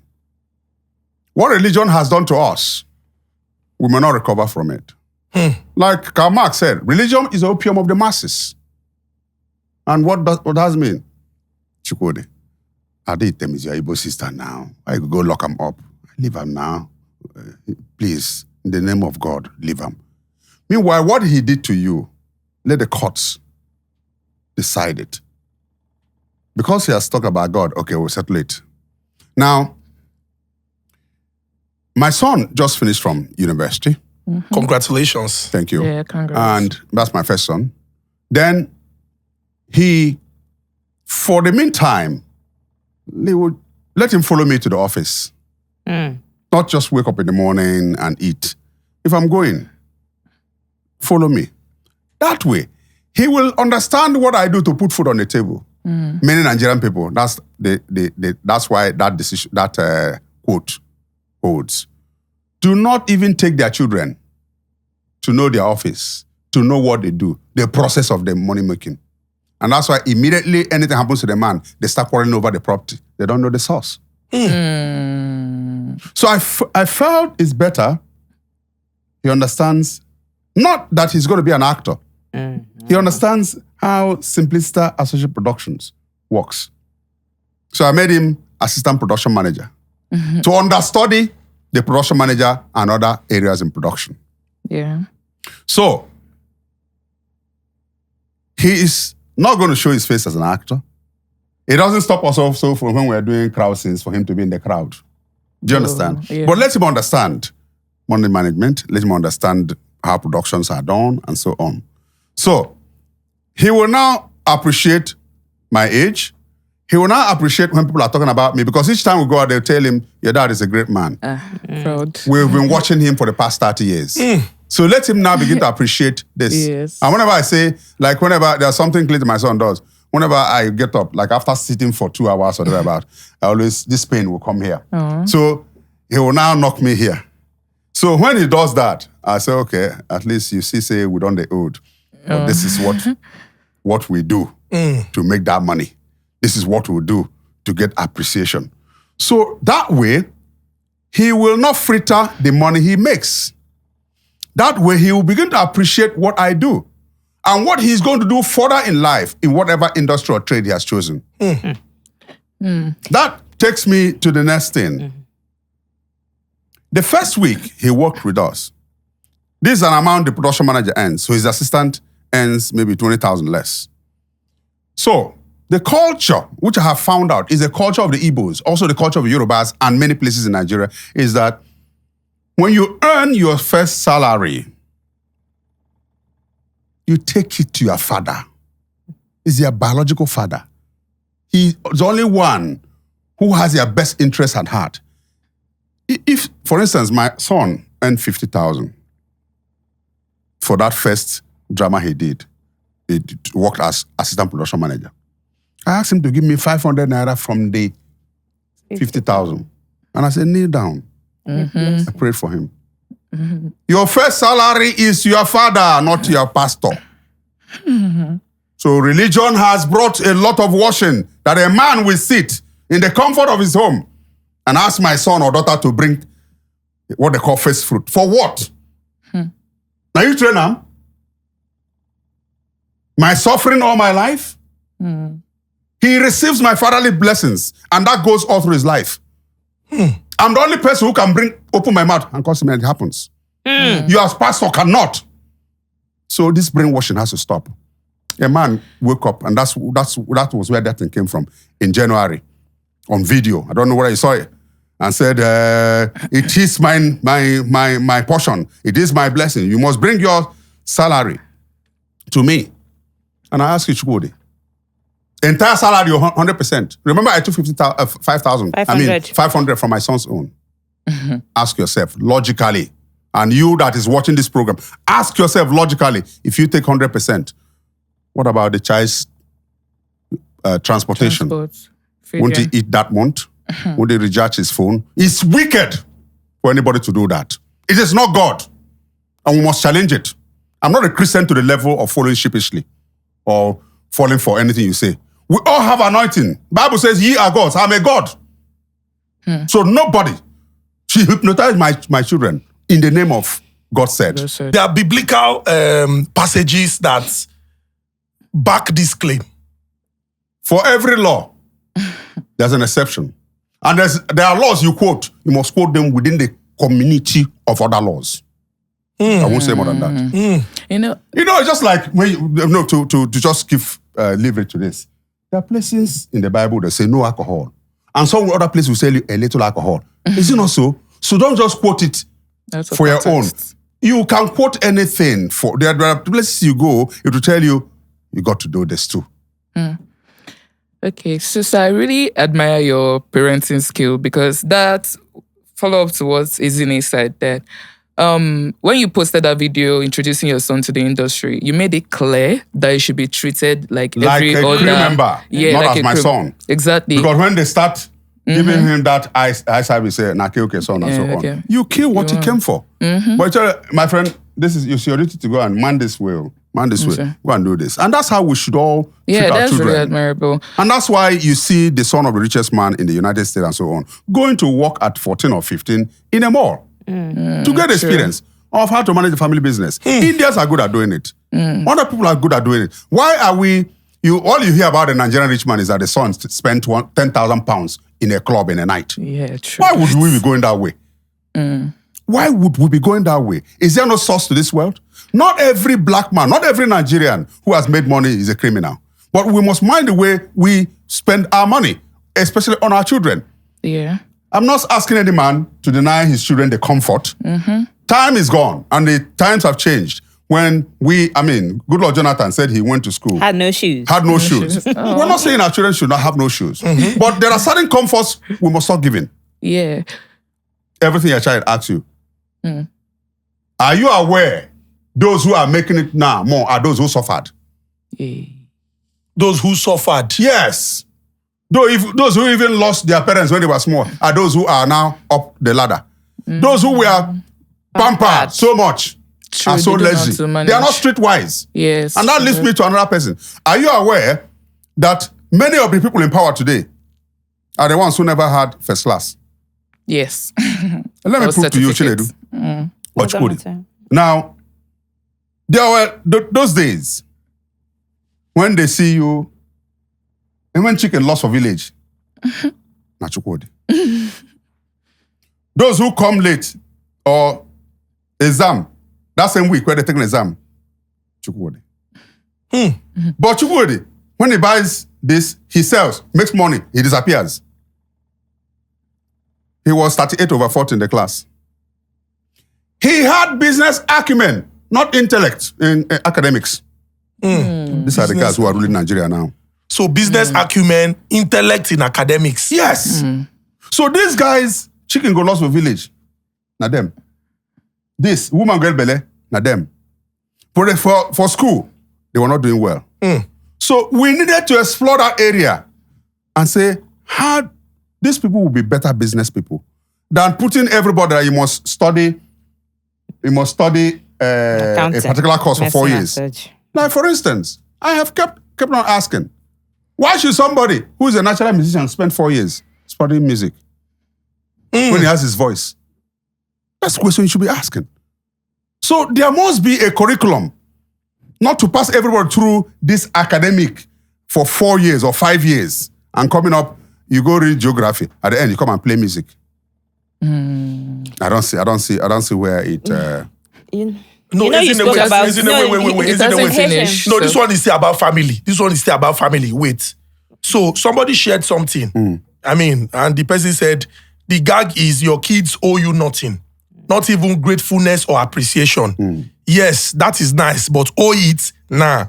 So the key word here is owe. Then another person responded and said, somebody responded and said, I'm not allowing my kids to be unappreciative or ungrateful. So if they can't show gratitude or appreciation, I will cut out everything that is not a necessity. This same person who made this statement first now responded and said, mind you, you literally forced them to be here. Somebody now responded with a personal example. There were days where my mom wouldn't eat because there was only enough food for me and my siblings. I owe her the world. Then finally, she now said, this is something we have to unlearn.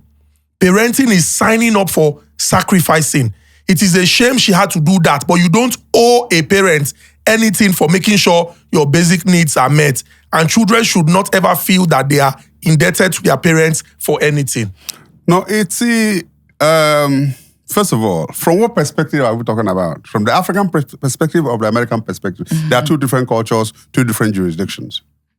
We have things here. If I came into the studio, you didn't greet me, I may take offense as a black man. But I'm a Nigerian. African. But walk into the studio in the United States and so on. You might not even greet anybody and everything is good. So we're talking about the background. The African perspective. Yeah. Now, when you say your parents, you don't owe your parents anything, but your parents owe you to Make sacrifices. Don't because forget, they brought you here. They brought you here, not by any coercion. Without your and so permission. on. Yes, but the fact of the matter is this: out of compassion, we do things. There's something I read when we're in the law school.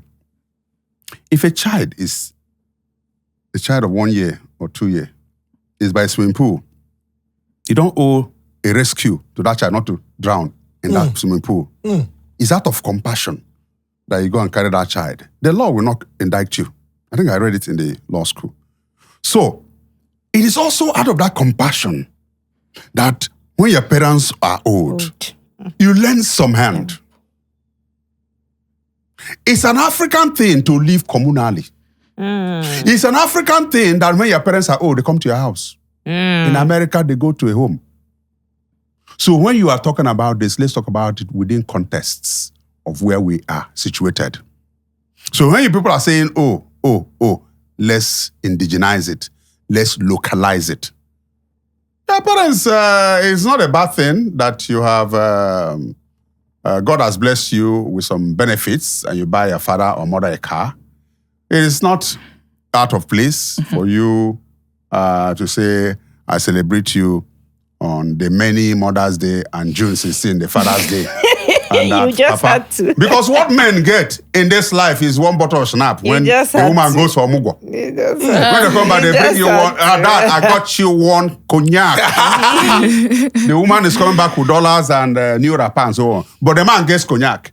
So we the men, are endangered. Do you understand? Your liver. So when we, as Africans, as Nigerians, begin to look at issues from our Nigerian perspective, it will guide us to lead better lives, not to compare ourselves to environments that work outside our shores, where the social security system guarantees that you start contributing to when you're working, contribute, to be used to be settling those who are sick. Then when you are sick, it will not be used. You can't compare to that system now, where even pensions are stolen in Nigeria. How can you start a man, all the while you were working, somebody will be embezzling that pension. So that when you now retire, you go and stand in the line. Let's call injustice now. You go and retire, you now stand in the line, people are collapsing, they can't even get their pensions paid. What are we talking about? So let's situate that context of what owing and what you owe your parents and what your parents don't owe you to our Nigerian situation, and lend a helping hand when we come as children. It should not be a thing of force. In fact, I met, on set yesterday, I was talking with this girl, and she said her father has been on her neck, and she wasn't there when they needed him. He's always abusing her to send money. No, I'm talking about what happened last night. The fact of the matter is that we all share in the responsibility of mentoring our kids well and saying to them, when you marry, take care of your husband. I'll manage with your mom. Don't send me money because you have fixed a monthly stipend you're giving me. Anytime you have, you can give me. If I'm sick and you have this thing, you can send drugs. You may not need to send money. If they sell original drugs where you are, you can courier it to me. That's support. Do you understand? And then, if there's Christmas or any of the festivities and you feel you haven't seen me for a long time, bring the children. Let me play around with them. These are ways we can balance things. But to put it that the child must see you every December or that out of every month, they must send you this, I say no. And any father or mother who depends on the children has this inheritance mentality that does not work. And so it's not good for the family. But there's need for us to live as Black people, as Nigerians, within the context of our culture, the way we understand life, the way we live communally. We're not Igbo. We can never be Igbo. Okay, talking about legacy, do you believe in continuity? like it's normal. They say family business. So there must be a child of yours that would at least learn what you do so that they'll continue to do what you do when you're gone. Do you believe in that, or do you believe that your children can do whatever they want and go into whatever field? Is that the idea why many pastors in Nigeria have their wives and children as co-directors? I'm just asking. No, I'm just asking too. I think I saw a teaching where somebody was saying, you were the one that was called, not The No, Your but child. Peter Obi said it that the children, the relatives should not come to government house. It was him that was elected governor of Anambra State. And that's why he should be. So the mistake we make, even in the house of God, is that you marry, immediately you marry, a wife now becomes anointed. True. Where does it work? God does not call anybody. And please don't call yourself. Many people call themselves. Many people are called by sickness. Many people are called by situations. Are you aware? If you go and read theology now, you are called intellectually, not you don't have anointing. So there are people who call themselves by force, by fire. There are people who tell God, if you let me survive this sickness, Lord, I worship you all my life. You are called by situation. Yeah. You get the picture. And that's it. So I don't know. I don't know about Okay. You have spoken, you have spoken extensively about culture, customs, and even when we asked this question about owing your parents anything, you said in the African context. That's it. But it would appear like in this age and time, we are losing touch. I don't know if it is convenient to just conclude that we are losing touch, but it would appear like we are raising a generation of Nigerians who are not connected to where they are from, who have no idea. And I mean, if you don't know who you are, it's going to be a problem. Very good. What do you think is responsible for this, and how do we deal with this problem? The times have changed. The times keep changing. Times will always change. The economic realities are different. Politically, socially, sociologically, philosophically, and so on. So the indices are different. But the fact is, the society evolves. There are new innovations. And there used to be a time of Udoziak, Uriak. Just like within the concept of Ezigbo Madu and Enuku Madu in the Igbo cosmology, you have to understand. So a time there was when a woman does not go to fend for the family. She stays in the house to look after the kids. Those days are gone. Especially in the regime that now comes up to say, what if something happens to the man? What support base do you have? So you have a situation, and that's what I said about the disconnect in families. So you have a situation where father leaves home at 7 a.m., mother leaves at 6:30. Father may close from there, go to one joint to drink. Mother comes back home. Who takes care of the child in the house? If you have a very mischievous help, we have seen incidences where they give the child sleeping pill to sleep all through until father comes back. We have also seen molestation, sexually and so on, by helps. It's been caught on video, so it's not just me saying it. So if you have a situation where the child goes to school, for instance, teacher, na pope, No be pope. teacher, no get in your family wahala. You get. You leave your child in the hand of a disconnected teacher who is having problem with the wife. He will treat that same child you have let and gone to work the way they fight in their house. So you see, the times have changed. And so by the time the mother comes back, she's tired. And then what has the child imbibed in school? And when the child is even abused or molested, the child may not tell you. Do you understand? So this disconnect in the families is what is tending to what manner of people you are raising as the Gen Zs or digital age and so on. So that disconnect has come in. There's nothing you're going to do about it. But the only thing that anybody can propose from my own perspective, is that we must not lose touch with building a family. We must not lose touch of the fact that from your home, you people eat gari for breakfast. We eat rice. They drink tea. And the children are coming to meet. And sometimes, what you guys have for breakfast? We have tea, gari. So one day, person where they eat gari, we want to have tea. So they start talking to each other. And they start finding, oh, tea is better actually, so good for breakfast. So that acculturation starts taking place, influence. So they influence each other.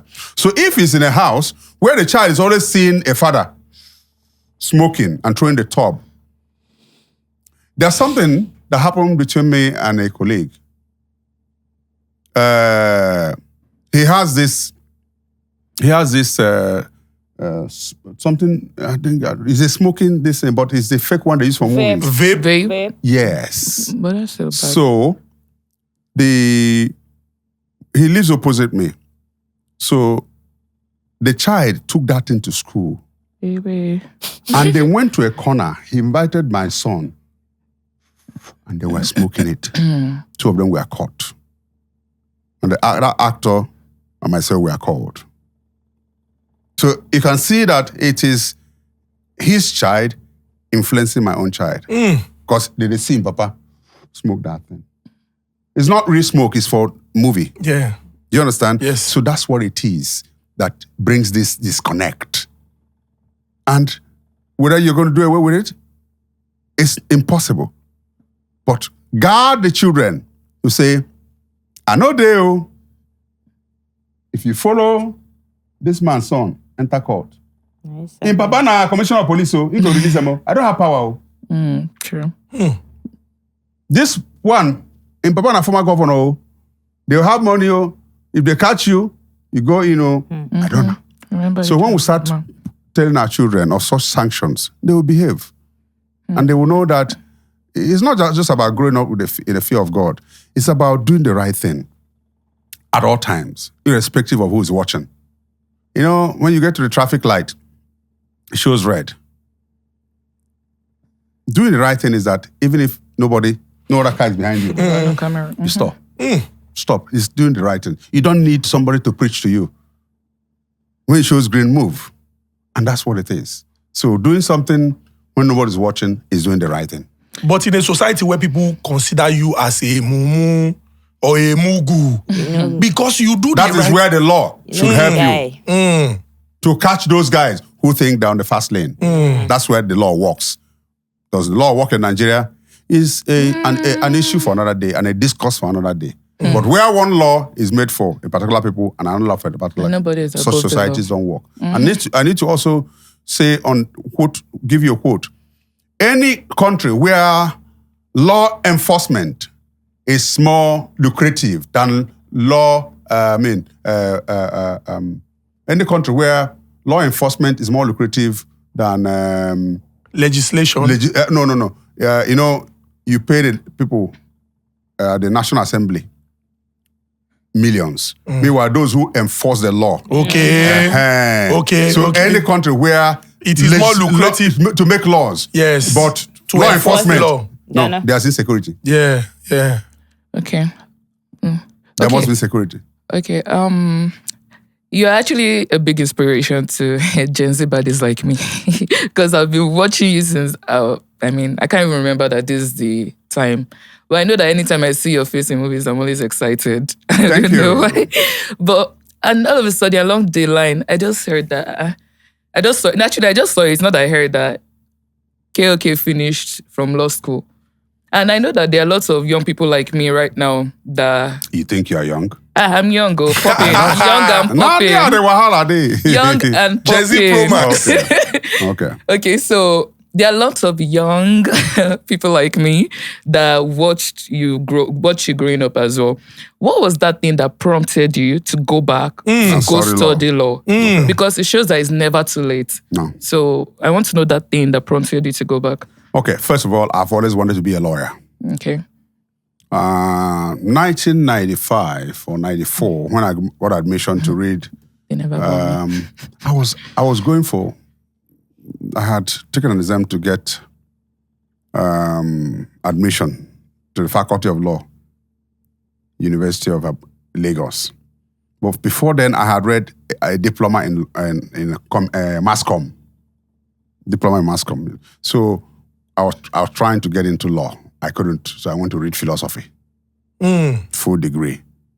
After philosophy, full degree, I still tried to get into law. So I had to do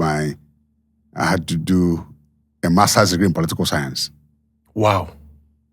Well, after that, I still had interest and craving that I must study this law.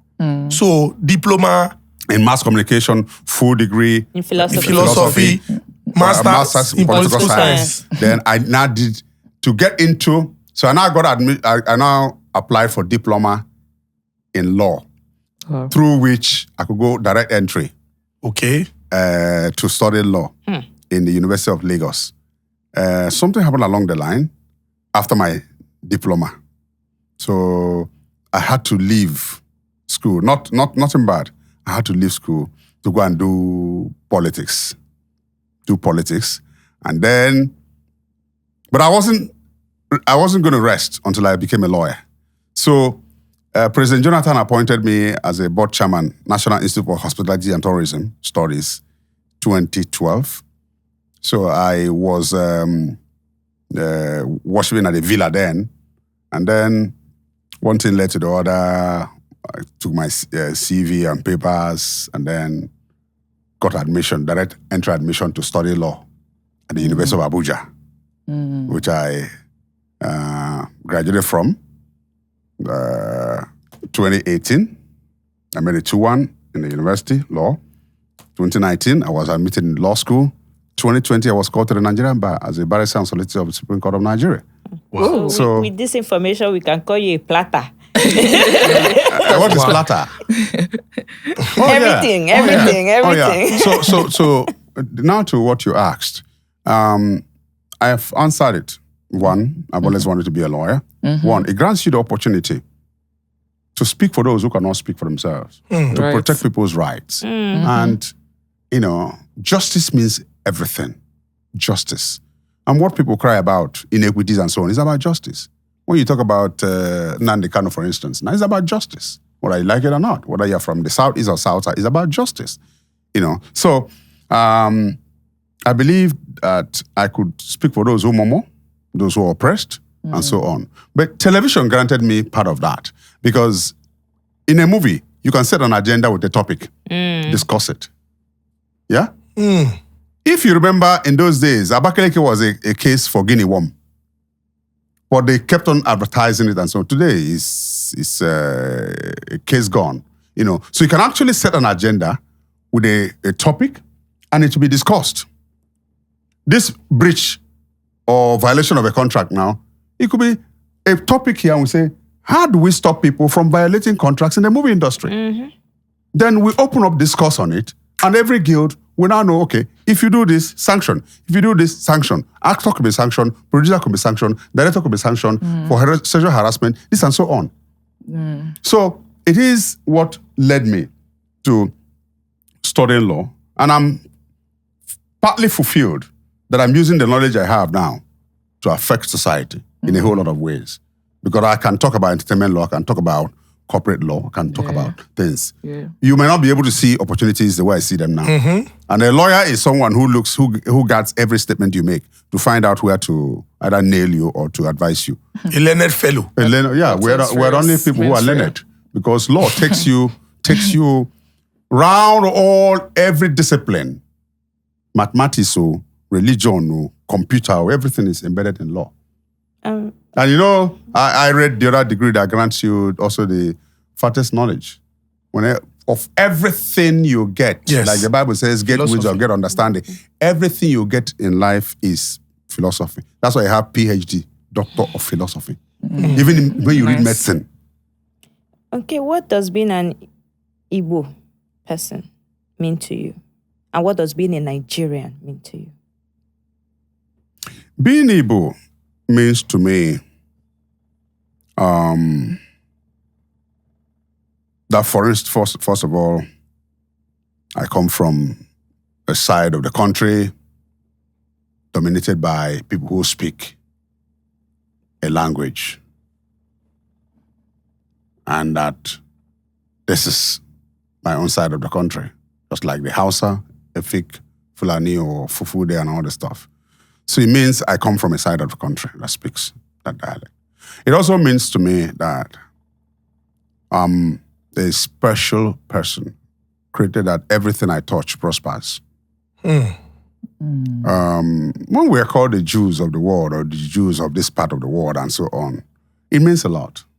And to whom much is given, much is expected. You know, it's a tree by the road is the one that received the knife cut. We are in the marketplace always, and we dance. That's what the Igbos are. And we dance beautiful dance. So we become the envy of the bad people. An Igbo man comes today, puts up a kiosk here. Given the next 1 year, it turns into a shop, from a kiosk to a shop. It's here, spit into our hand by a force we call Chukwabiama. You can't take it away. So we'll continue to be the envy of other people. And we haven't, just like during the elections last year, we said the Igbos want to take over Lagos. How can we take over Lagos? For what? When we have an ancestral home we come from. But then most of us don't want to go back. What is... And it's only in Nigeria it happens, because a New Yorker is a New Yorker. Maybe originally they will come from Georgia or Pennsylvania or what. So if we imbibe that kind of situation and culture where that state of origin is eliminated from the papers in Nigeria, we'll be better as a country. What has it got to do with state of origin when you're employing somebody? It's the IQ we're looking for. So being Igbo has become an endangered species, because I'm now judged by where I come from, not by what I bring to the table. The content is what should be looked at. So in the larger entity called Nigeria, there has been a division, nepotism, orchestrated by many people for political, economic, and religious purposes. That you now look at somebody and you now call him by a name that's not dignifying. You now look at somebody, and as long as you're concerned, he's not of your religion. And Nigeria, we held in brotherhood we stand, in two tribes and tongue may differ. Is that what we're practicing? I speak Igbo. You now say, you now go and conspire somewhere and say, not be Igbo, get this thing. No. We're not. We're missing it. So being Igbo and being a Nigerian, to me, are running at opposite courses. Opposite courses because it looks like, to an extent, the war never ended. The war never ended. So the arts of our reconstruction and so on is still hard in people's mind. For instance, Professor Yusuf, formerly of the NHIS, National Health Insurance Scheme, granted an interview I watched on Arise TV 2 months ago. I said, these are Igbo brothers. Why are they not talking? Why are they not joining the protest? And I replied him the next day, say, Prof, during the election, he said we didn't have capacity to be president. We don't have the capacity to protest. He said we can't be trusted with power, the Igbos. I mean, these are statements that are on paper, so I'm not saying it out of context. We don't have the capacity to be president. We don't have the capacity to join the protest. You know, when Nigerians were doing protests from one region to the other and so on, people were saying, I said Igbos, you are a target, you own shops. We are the only people who come to every community in Nigeria, build house. We are the only people, give it to us, because we call every place we come home. We redesign the infrastructure, make it a home for ourselves. So, We're not looking for an Igbo president. We're looking for a president of Igbo extraction who will give Nigerians what he has and what God has given him. I rest my case. So, before you raise the case very well, sir, is it possible that some people, by their actions, maybe deliberately or not necessarily deliberately, have contributed to the situation where a majority of the Igbo find themselves today politically in Nigeria?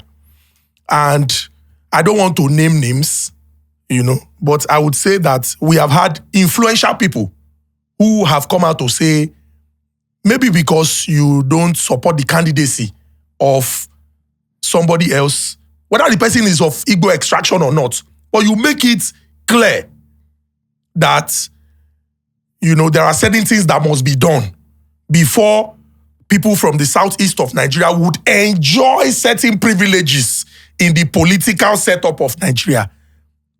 Do you think this is a factor that has undermined the chances of Igbo in Nigeria? Well, I don't think this may not be a platform or platitude or forum for us to explore fully what you're saying. But the fact is this: the fear of the Igbo man that in 1967 Ojukwu declared they seceded and so on. If you give them that opportunity again, they will secede. It's only an imaginary thing. Like I said, we are the only people who own property in even the remotest areas in Nigeria. So that fear is induced. Just like the woman who spoke on, social media affords us the opportunity of getting information more than we expect. The woman from Delta State who said last year that she was taught to hate Igbos. She was taught to hate Igbos. That she has grown up now, she doesn't know what these people have done. So the fact of the matter is, when you begin to look at the political situation in Nigeria, you will know there is an unspoken word that they should not be this, they should not be that. But then, first the way whole Igbos for ground hold himself. Oh yeah, and that's what it is clearly about. Former presidents Obasanjo and IBB have said it. The day you give an Igbo man the presidency of this country, that is the day Nigeria will discover why it is Nigeria. And that's the day economically people will begin to say, hallelujah, freedom is here. So I'm going to ask you about Mr. Peter Obi. Yes. Because you people have a very, great relationship. Yes. But before that, let me ask this question. We have seen people from parts of, you hear terms like Igbo speaking Delta, Igbo speaking... Another politics, another division. When somebody whose name is Amechi says it's not Igbo, it's laughable. When somebody whose name is Ndoka says it's not Igbo, it's laughable. These were the things done. Just like, I don't know whether you know the history of how we progressed from 3 states to 12 states, this region, Middle Belt, and so on. This was for political expediency. There were things that happened, and if you didn't do it, there's going to be a breakup. Mm-hmm. That's it. Mm-hmm. But how has it helped us? It has further divided us. Yeah? No, go ahead with your question. But what I'm saying is that there are certain things you have, we're not Igbo speaking. Delta speaking. It's all, and who is, and the funny part of it is that they will have a name that is Igbo.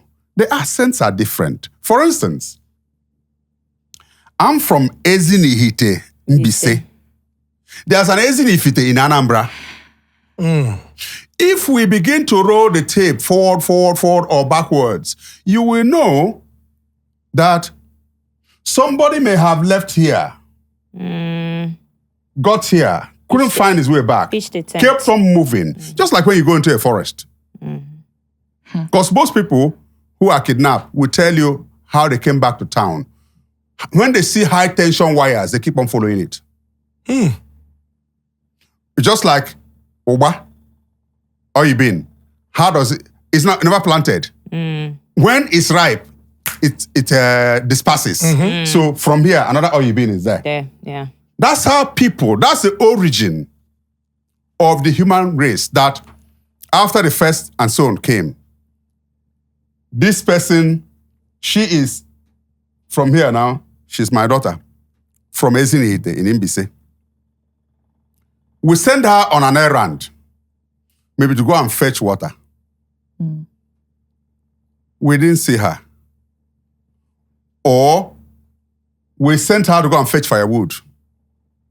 She gets missing in the forest. So she keeps on walking. A search party will go. They may not find her. If another person from somewhere meets her, what are you looking for? And so on. She can't even, they can't even communicate. Maybe that's how most families, they will start a family. So she may remember I'm from Ezinne. Okay?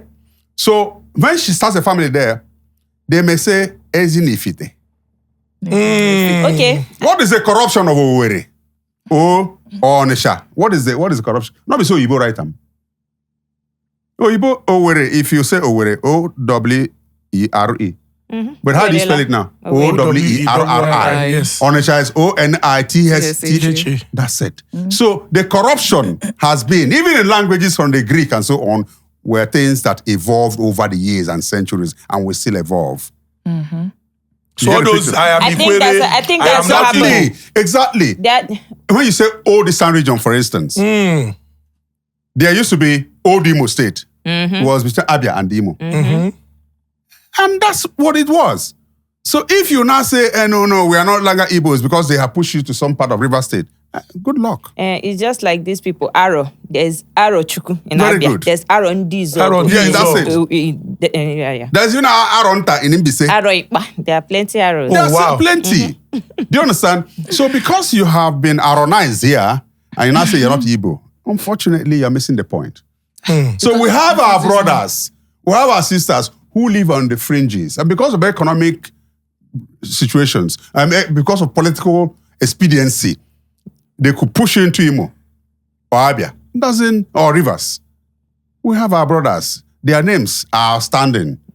And the one who said for political situations in last year that he wasn't Igbo, we pity him. Talking about political situations. Let me get this. Okay. How bad it is. I was speaking with a governor's wife, and we were talking in clear Igbo. Her husband, who was the governor, entered. She told me in Igbo,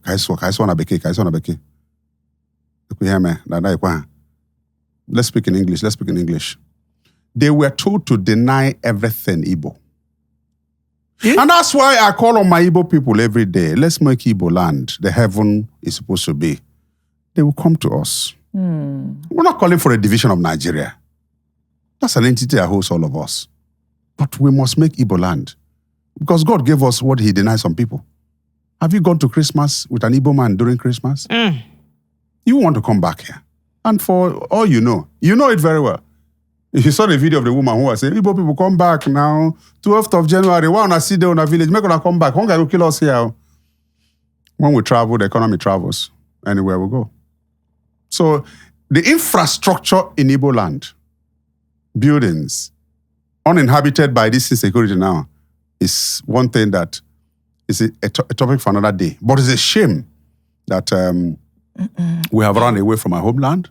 We've been chased out.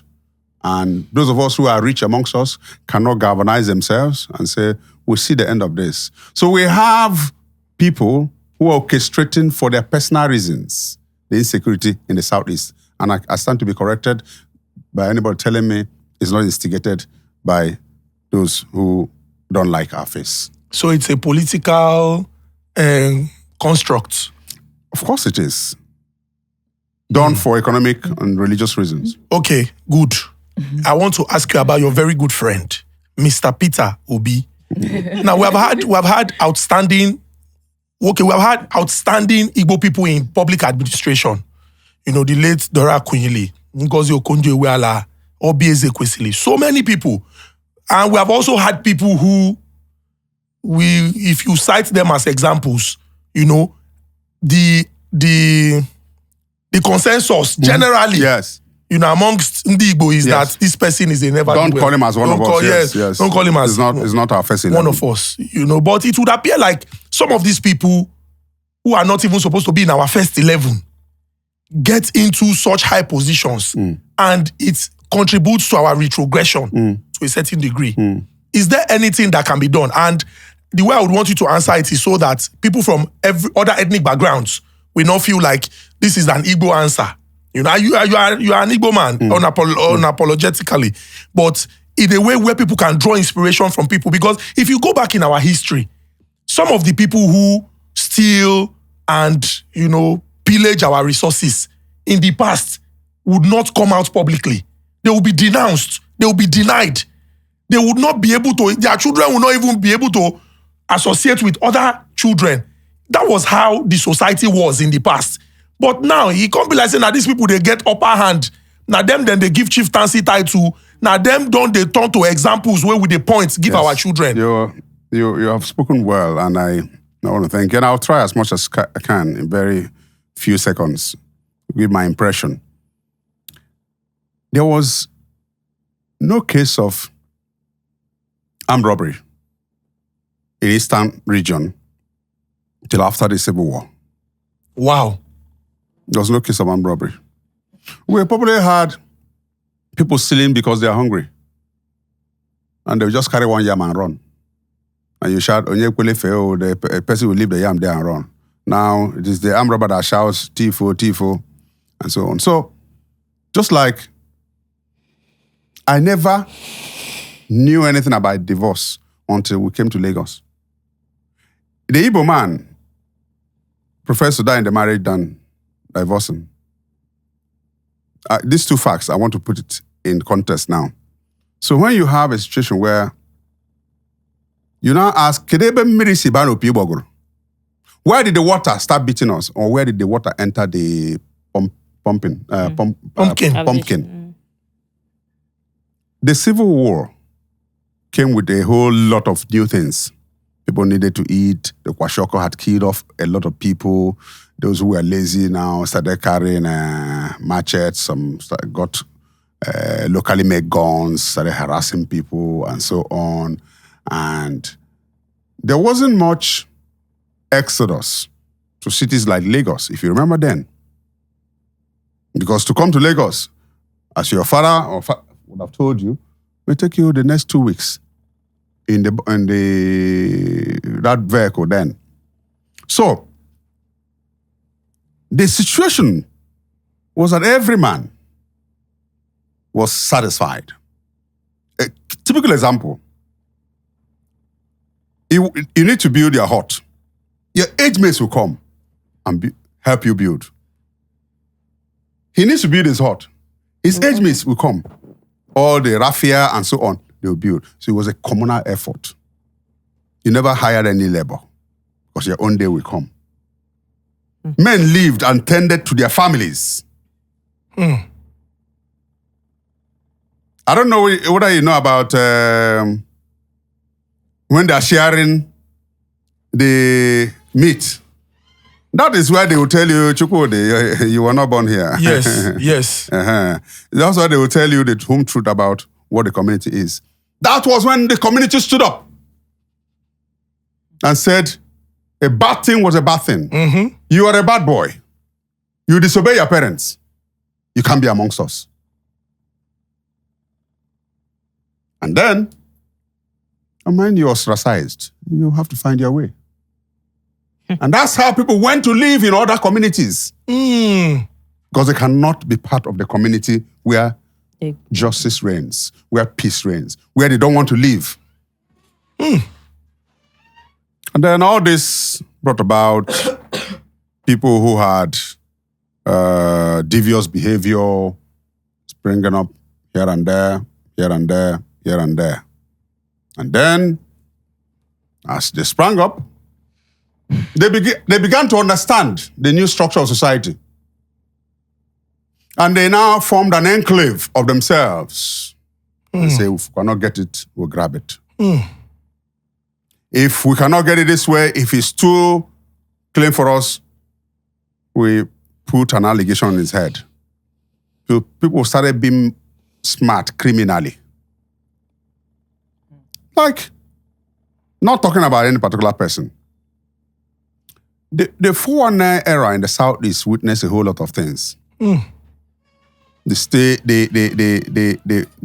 time of obtaining from Oyibo, many boys gathered, and their gathering was not unto God. Their gathering was unto man to do evil, sleeping with people's wives and doing unwanton things around. And what happened? The things they couldn't get, what money cannot do, more money can do. They understood it before we understood it.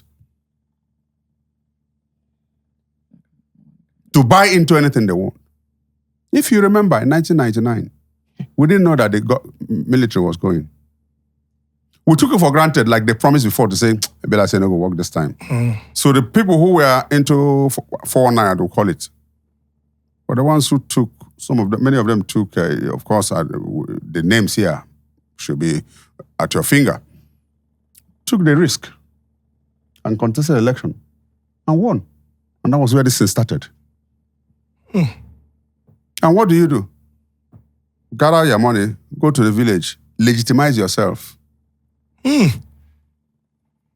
Your sins are forgiven because you want to take a chieftaincy title. Even when people are saying, this one a thief. Because I know him in the past, live this thing, I live this thing. That's how this thing started. So it has gotten to a situation now where you ask a young boy, there was this boy I saw on the internet last week or thereabout. What do you want to be when you grow up? Say, I want to be a Yahoo boy. Good. So you can see it has changed and entered our politics to the extent that when you have a professor standing here, you have somebody who has made his money illegitimately. Everybody knows it. People would rather stand behind him because he's the one sharing money. Prof, or even Ababa, you saw Oyibo now. Chai, that prof is coming to speak Oyibo.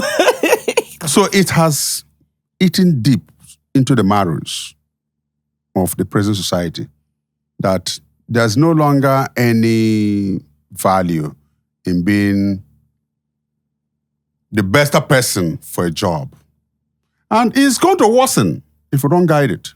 It's going to worsen. If we don't guide it. Hey. Because all you need to do now is, without calling any particular person, people would rather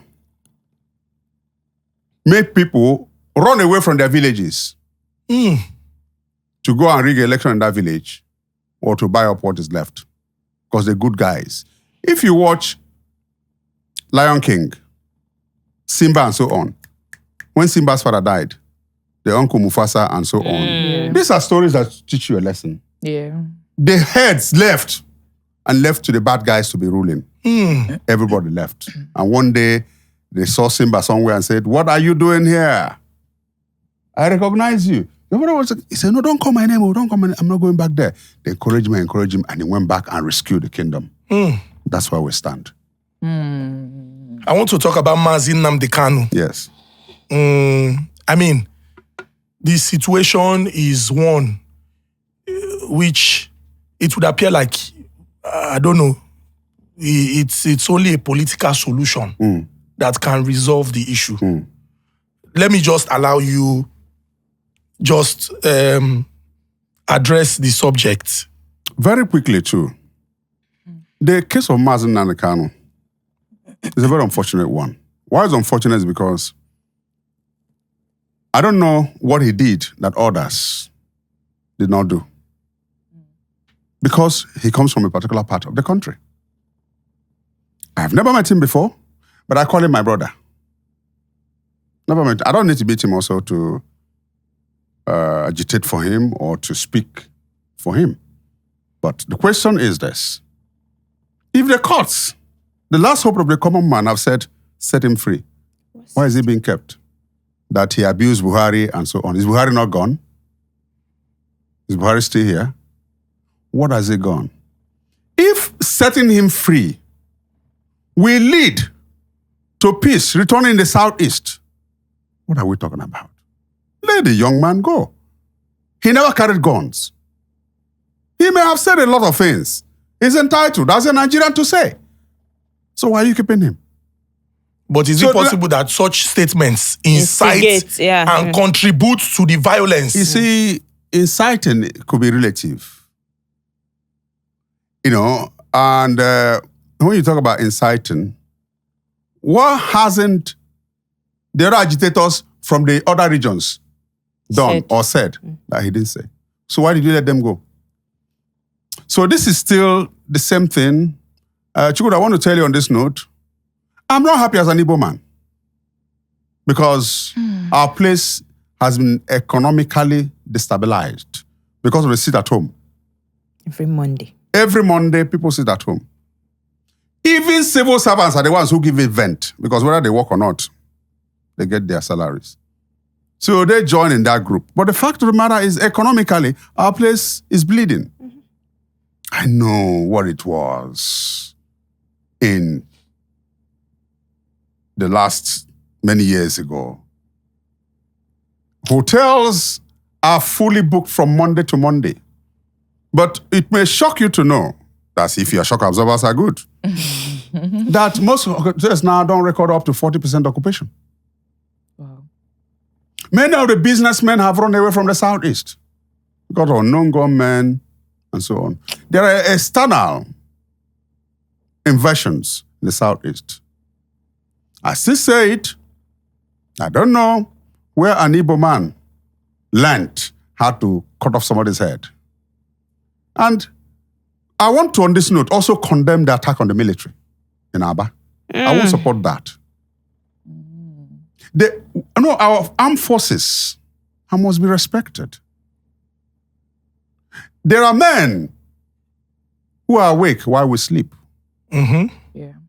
So this invasion in our place, as he say, these are not our people who are doing this. Dr. Alex Oti has been my friend. For many years, he's been to my family house in the village, 5 times or more. Always there when my mother was buried, when my only brother was buried. I've slept in his country home. We are pals.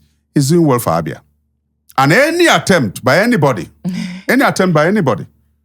to reduce this glory he has returned to Abia must be condemned. That's why the case of Andrew Ochekwo, who has been killing women and so on, must be extinguished. Such people should not live amongst us. So kudos to Dr. Alex Oti and kudos to other governors who understand the essence that the Southeast is bleeding. And to all men and women who have the Southeast at heart, let our governors lead. Because they have bigger platforms to galvanize in the 5 states. To call themselves to order and say, gentlemen, this is our land. We're elected by these people to ensure the security and welfare. What are we doing? Have we failed? Have we succeeded? And I also want the governors to put it on the same template to say, Sonny Boho has been let go. Shegumi has done this. Why are we playing politics? Because most of the governors are playing politics with Mazen and the Kanu. It's not a matter of going with this CV in one hand. When what you went for Mazen and the Kanu, they say we can't release him. They say my children are looking for work and their CV. They are trading Mazen and the Kanu, and he must not support it. Like I said, I don't know him, but I consider him a brother. And what is good for the goose is good for the gander. If you have also released others, release him. Especially when it matters to the security of a place. And this idea of, I'm also extinguishing and telling those who are giving orders from abroad for these things to happen and so on. Let them watch it. Every day is for the thief, one day is for the owner of the house. And to you that's been sent to destabilize their place, your cup will soon be full. And also, what I felt also naturally is that there's nothing stopping the Nigerian government from telling Switzerland, Sondekpa, tell us Finland. who you are.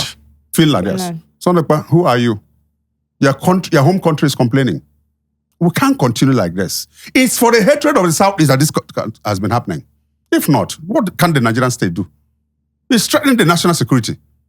When one side is threatened, other side is threatened. True. And that's what it is. That was how Boko Haram started. Because we all felt that it was Mohammed and so on. And things started dissipating and going.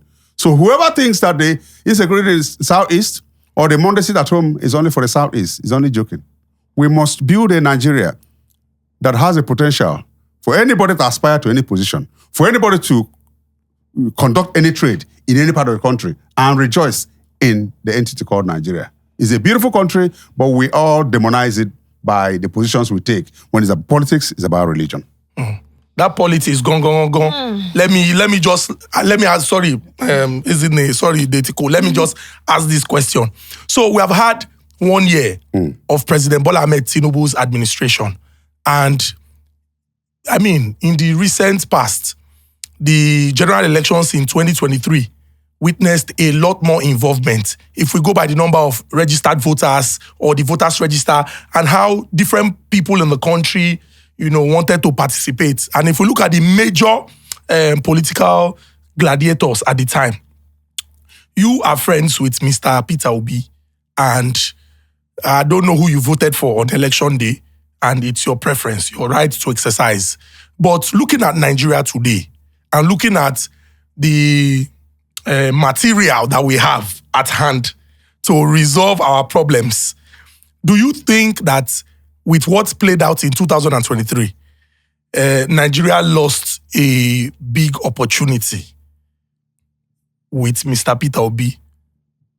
Well, in fairness to him, there was a feeling amongst those who increased the number of voters that witnessed the higher population of those who had never voted before. First-time voters. Yes. But, like I said, we must situate issues within the context. Whether you like it or not, Bola Ahmed Tinubu is the president of Nigeria today. Let him face governance. We have finished with the campaign, elections, leadership 1 year. So we'll be talking to him as our president. So it's no longer about being Peter Obi's friend. Peter Obi opened my house on 27th of December 2017. Before then, he came for my only brother's burial. He's my pally. He's my ally. I know him. I'm not saying I will talk. But the fact of the matter is, he's now referred to as a Labour Party presidential candidate in the 2023 election. Bola Ahmed Tinubu as president of the Federal Republic of Nigeria. These are distinguishing features. What we're not saying is this, and we keep on saying is this. Let the ego perch, let the kite perch. That's it. There should not be a Southeast agitation or Northwest. We have let's not have a president of Southwest region. We have a president of Nigeria. Unfortunately, the last administration was so nepotic that most of us felt that Buhari was the president of Northern Nigeria. Did you hear he came for an activity in the Southeast one day? And that's exactly what it is. That's time you forget about those who voted for you and those who didn't vote for you. I have met Tinubu before he became president, at least on 1 or 2 occasions. Because the wife and I after being governor of Lagos State, I met her, had attended her event somewhere in after Aja and so on. So I know them. And the fact is that Tinubu has the capacity to be president of Nigeria, just like Peter Obi was saying at elections, this is what happened. But the fact of the matter is, face leadership. I watched the president of Kenya yesterday said he's not mad to buy his personal jet for 70 million Kenyan shillings. Now he called them and said he was going to fly Kenya Airways. That Kenya has most outstanding airline business. That he was going to. His friend said, His Excellency, how can you? I said, for him to use 70 million Kenyan shillings to buy an aircraft for himself, he had better use Kenyan Airways. Can we have leaders in Nigeria who will say, gentlemen, reduce the presidential fleet? Why is the government being criticized? Because of the things Nigerians are going through a lot, and you're trying to renovate the vice president's house with 15 billion. It's not human. And you're trying to, which local government chairman, which councillor can live with on 62,000? And you see, I can talk about, I'm not going to criticize government. I'm not appointed, I'm not elected, and neither I'm going to speak for government. But the fact of the matter is this. Economically, let's be realistic. If a bag of rice is 75,000, how does a man take care of his family? Nobody can receive his what in life. But a take-home pay should be able to take you home. For instance, what I think is government should go more into building mass houses through individual engagements. 2, now what that does is this. It will now be a criminal offense for a landlord to be collecting 1 year rent. Because if you collect 1 month rent, just like it happens in any part of the world, of the civilized world, you can't pay for more than 3 months now. So if a man lives in a house that is not paying 1 year rent, he's paying monthly, okay? He can manage well. And then you subsidize food, materials. You can feed, okay? Healthcare. What is the subsidy on healthcare? Can I buy a medicine now and then pay next month? Can my children have free medical care? What about the education? These are the indices other nations have solved. And that was why, you see, what goes around comes around. What was the reception to President Jonathan's removal of social subsidy in 2011? Protest. The same people. Nice. They brought down Nigeria. Now we should have removed subsidy a long time ago. What they're crying today, we cannot be crying it. But then it's staring us in the face now. And the only thing, if I'm not an economist, but I know that if President Bola Ahmed Tinubu had gradually removed it, sensitization would have had to Nigerians and so on. It was like, it just on us. It's gone.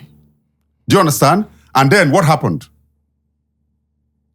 Is there any tap in the island here where you can drink straight? But in the other countries where subsidy has been removed, you can drink water straight on a tap without drinking bottled water. Okay? You can go, your child does not pay until they're graduating or 10 years after they've graduated, they start paying. These are the things I think are indices to finding a better environment when you have situations that the civil servant cannot spend above what he earns.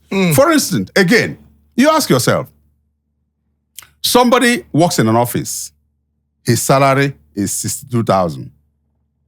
His son he gets a university admission, has to pay cash. All right? This acceptance fee I'm talking about. Acceptance fee, Chukudi, is 120. His salary is 62,000. He must steal to get that 120. Let's be realistic. The son is asked to bring this as above his salary. How does he cope with it? Why don't we create a structure by which you can do 3 jobs in a day? Why can't we create structures that you can do 2 jobs in a day? Why can't people be paid per hour here? Why can't legislators work part-time? Why should the cost of governance be heavy? So many questions. Many questions of what we can do. Of what we can do. It's not rocket science. To know, ask yourself, 160 million for 1 Jeep. Is there any senator or House of Rep member who does not own an SUV? Why can't a senator or a House of Rep member say, gentlemen, we all have SUVs. Already. Can we leave this? People don't want Nigeria to move forward. Very sad. Okay, so during earlier in the course of this conversation, you talked about how Igbos don't like to divorce. The Igbo man. The Igbo man. Or prefer to die in the marriage than to divorce. That was when you came to Lagos that you started hearing that. So people are divorcing. Is it the naivety of the Igbos? Or you didn't go deep? No, because it's not a platform. I just wanted to mention it because what happened is that then in the Igbo land, because it has also crept, the divorcing has crept in now. Then men were in charge, and women called their husbands master, just like Sarah called Abraham my lord. And they respected the institution that food has to be. You call 9, food has to be ready before 9 comes back because he goes to fend for the whole family. There was no lack in his house. Men were known by how many wives they controlled. Because don't forget where we're coming from. How rich a man was how many bands of yarn he earns or he walks on. People even attacked other villages based on the number of children they have. And take over. That's it. That's where we're coming from. So, if a man has a first son, and the wife of the first son is disobeying him, he goes to his father to go and say, this woman I married is doing this. The father will call the lady and say, what is this? My son said this. Okay? That also shows you democracy has been operating in Igbo land. My son said this. Okay, you guys live in peace. Do this. And then, if it continues, the wife's attitude, the son comes again. The man calls his brothers, Homonna, to intervene. If it doesn't change, they will go to the girls, our people, and say, take her. They will take her for 6 months or 9 months. And when they take her to her place, they are not taking her to serve her rice and beans. You're the first one who has come back. You are our ambassador there. Marriage is a fight or protest or this in between, not physical fight. It's a thing of, you are the ambassador of Mbise people in Mbano. You be our representative. If you fail, we fail. So by the time she stays with her people, being disciplined for 6-9 months, she comes back, her hair don't cool. Okay. So instead of divorce, that's the... So that's the society we're coming from. Okay. But now, and again, let me also, before I get into, how were marriages conducted? Chukwudi will be on a road path as a 9. He will see a girl he likes, or a lady he likes. Onyemoge, who born you? I'm the daughter of Mazi. Hey. Because maybe greet the man. Hey, I like Motisi working name. I like how you greeted me. Okay. You no good. And while she's talking, she'll be picking a leaf here. That was a natural state of women. I like you. Can I come and see your father? Like that? That's how the marriage was celebrated. So the man will now carry his... So when she goes home, she will now tell her mother who she met on the road, the questions they were asked.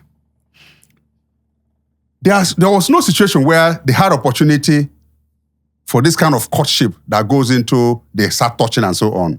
So they will not... Because that's what has destroyed a whole lot of things. You see the G-string before... you see the thing before you even see the G-string.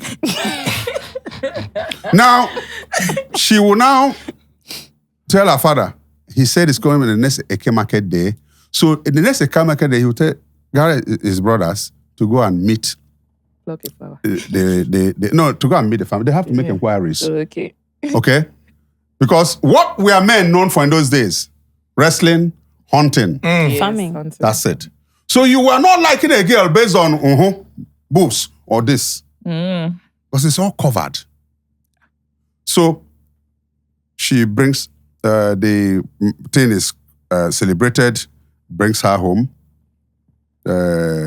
If there was a wife in the house, she would even join to go and bring this one because it's an extra hand in the farm. Senior wife. Secondly, that's one way marriages were celebrated. Another way was Mama Nuku, that's the first wife, has a good friend. That's why all this sharing you people are not doing these days. It's not helping matters. It's leading to profligacy and so on. Now, Mama Nuku will call the husband after serving him food. My master, Chukwu Abiyama has blessed you. In my next word, I wouldn't dream of having any other husband aside you. But this farm work is getting too much for me and the children because I need an extra hand. Nah, anyway, do and read history. That's what is causing a lot of divisions and so on. So, Nanyi will say, she will now say, I have a friend who will come and help me. So women brought in their friends to be wives. Troopers. Lol. Go and read. It's not what I'm saying on this program. Lol. And she will never. Just like Sarah brought Hagar now. Mm-hmm. Do you understand? So when she now brings that one, Nanye will allocate room and she starts procreating. When it is another time, that one may see her friend or say, Nanye, I need an extra hand. That's why men had wives. Because the strength was in the farm. And the more hand you had, the more you were. So, but these days, what do you see? People who are pushed up here. That's what I'm saying. No character. No character. And character is everything. Whether you like it or not. Character. We're not saying we should go back to the dark ages. We're saying there are values we must bring from there. I don't believe in one wife. It's not our culture. It's not our tradition. It's not who we are. These are imported things into our environment. Our strength lied in, so Oyibo would support mistress, but they won't support polygamy. Are we not stupid to be still aligning with them? I don't want to mention names, but you know who I'm talking about in the world. Started a mistress here and then become something. I don't want to mention names. If you're a historian, you will know. Yes. So why wouldn't they support? I know.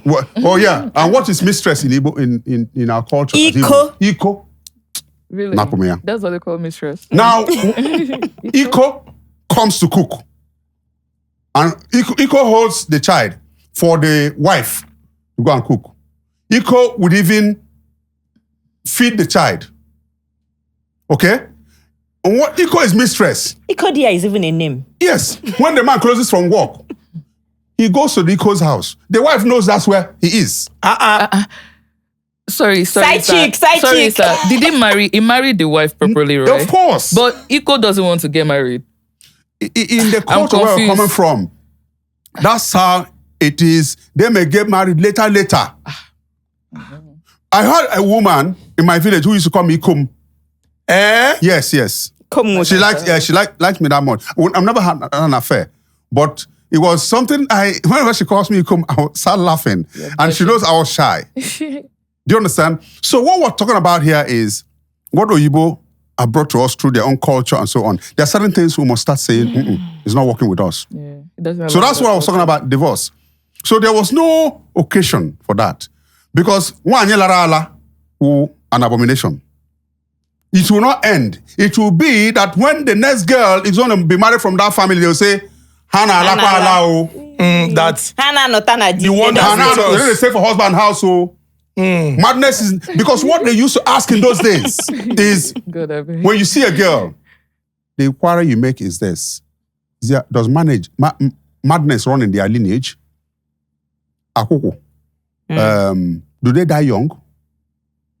Does the mother always oppose the father?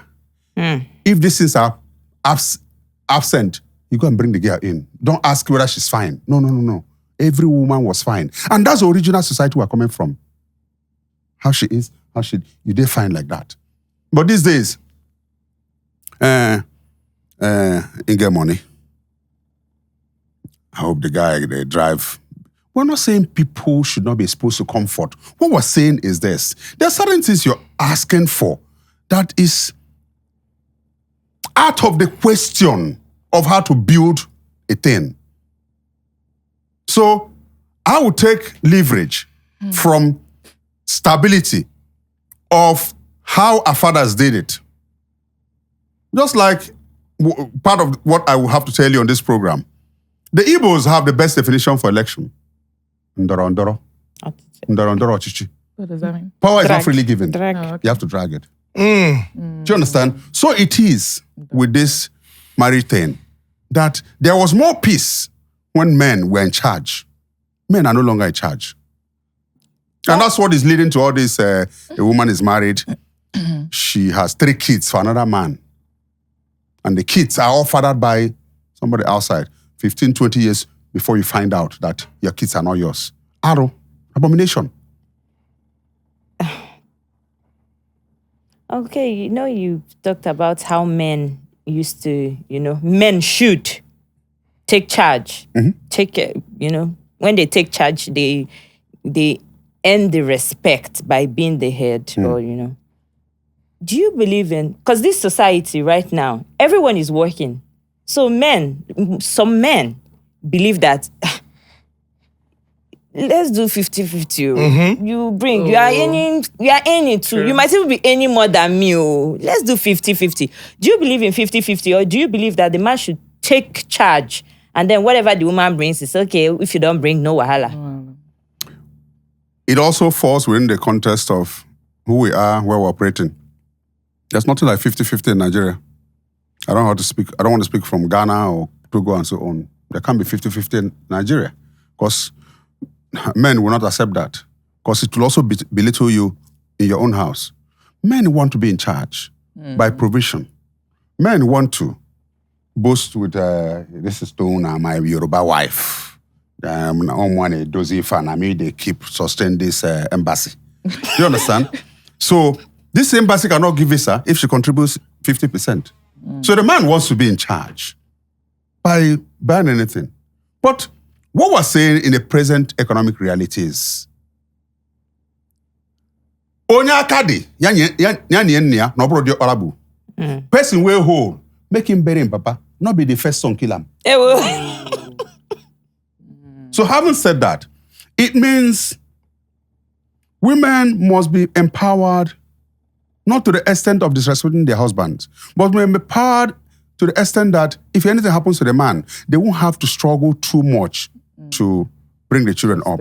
But must not be to the extent that you now oppose your husband because you earn more. It cannot be. This is Africa. We, as much as we support our women, we still come from that background where a man will finish eating and leave his plate. It doesn't make it right. Neither does it make it wrong. Babe, I know Sabi cook because of how I was brought up. Because they chased men from the kitchen. Chukuri, you know that. I did them. Were your brother's not chased from the kitchen? My brother, that you will not, because the thing was that if you Sabi cook, you can't appreciate your wife. That's always the thinking of our fathers. So they restrain the men from coming to. So a lot of us only know how to cook water, boil water. Do you understand? So this is the background we're coming from. And that background has restrained some of us from the things we do. And we still live with it. So there's nothing bad in helping your wife bring out the soup from the deep freezer before she comes back from work. But it must not be a situation where you come back and start making Indomie for the man. It won't work.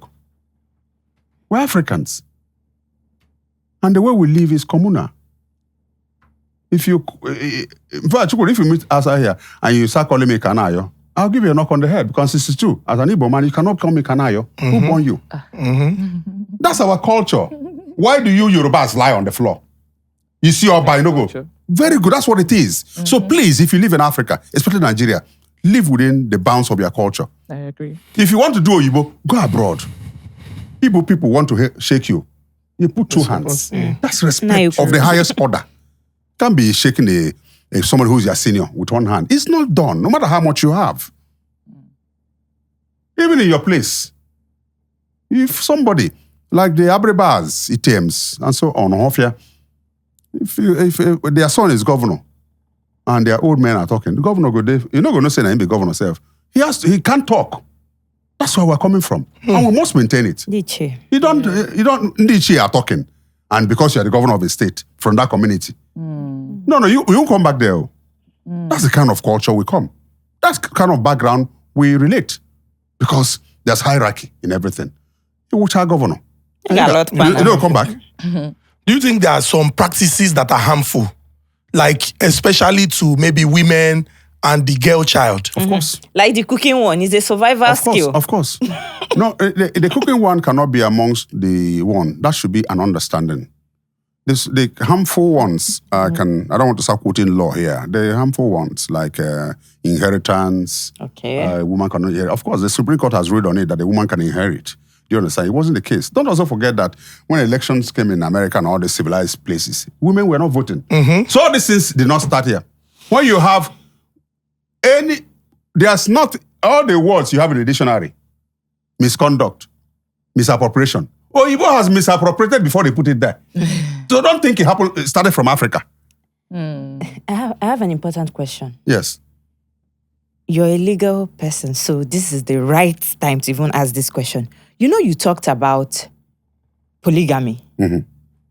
But there is no place for a second wife in inheritance. I don't know. Please, I stand to be corrected. There's no place what? Like for a second, like the wife that the government or legally recognized is the first wife. Who told you? I don't know. I'm saying because usually I've seen problems where they say second wife and first wife are battling. Listen. A will is a testament written by the man in his lifetime to be read when he's dead. Testate, intestate, dying without a will, dying with writing a will. If a man writes a will and excludes you as a wife, and that's his choice. Okay. Men even exclude some of their children. True. So it's for the man to distribute his legacy. So if a second wife is not included in the distribution, it's the man's choice. In a case where there's no will written and their wives, what happens? What was the distribution of the property? Were they living in the same house? What property does a man own to be distributed?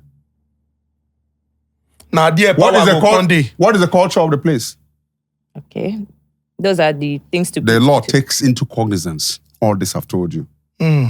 So you're saying that the Just wife... like the Obi belongs to the first son, the culture. Whether in Benin or whether in Igbo. That house where the man built is not contestable.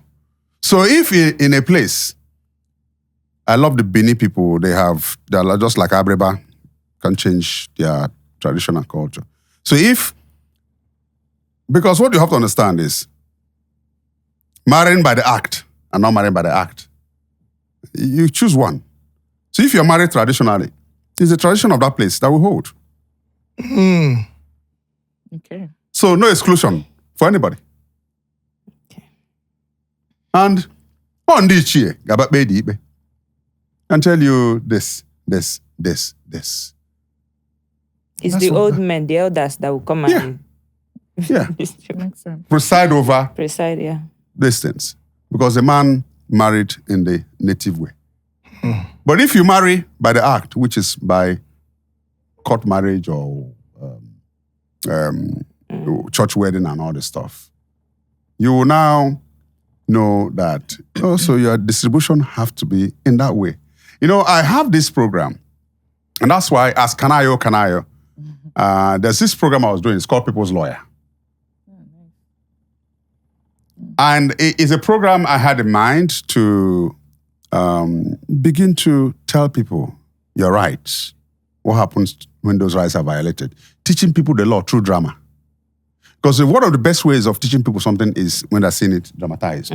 So people's lawyer was the law, but dramatized. And are you aware that not every church in Nigeria is registered? And any marriage conducted in that church is ab initio, null and void. So many people are not married to their wives. Many men are not married to their husbands. The place where you celebrated a marriage, if it's not registered, whether a mosque or this thing, null and void. So, well, if you're traditionally married. No, that's only traditional. Okay. And for instance, also, don't make this thing about it. White wedding, as you call it, is to take a girl to present before God. Church is government. Registry is government. That's a court. Government. Okay? The biggest is the traditional one. Because if I want to go and marry Toh now, I don't go to her people. It's kidnap. Any day anything happens to her, if I go to that community, they will kill me. Because I have not come to do the traditional things. So traditional marriage is the permission. The one where Jesus do for Cana, what it be? Traditional marriage or white wedding? Traditional. Very good. That's the most important. Because it is then the people who own the child will give her to you. Take. After the culture. We the Coles. Everything have been done. Any other thing, if you don't do it, you're not recognized. And if anything happens to that lady, that her community can come and fight your community. He came here, took our daughter many years ago. You were doing boyfriend, girlfriend.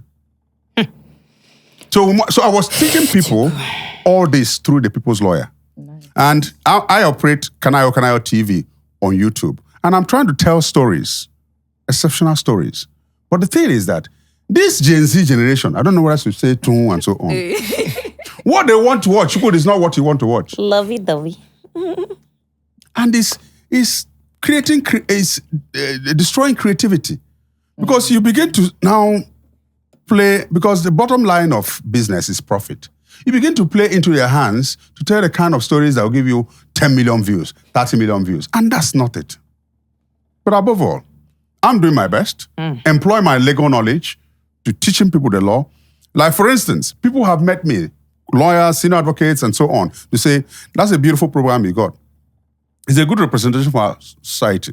Like, if your landlord throws you out without the necessary notices, when you go to court, my brother, the court has more compassion for the tenant than the landlord. They see that one of the side is stronger.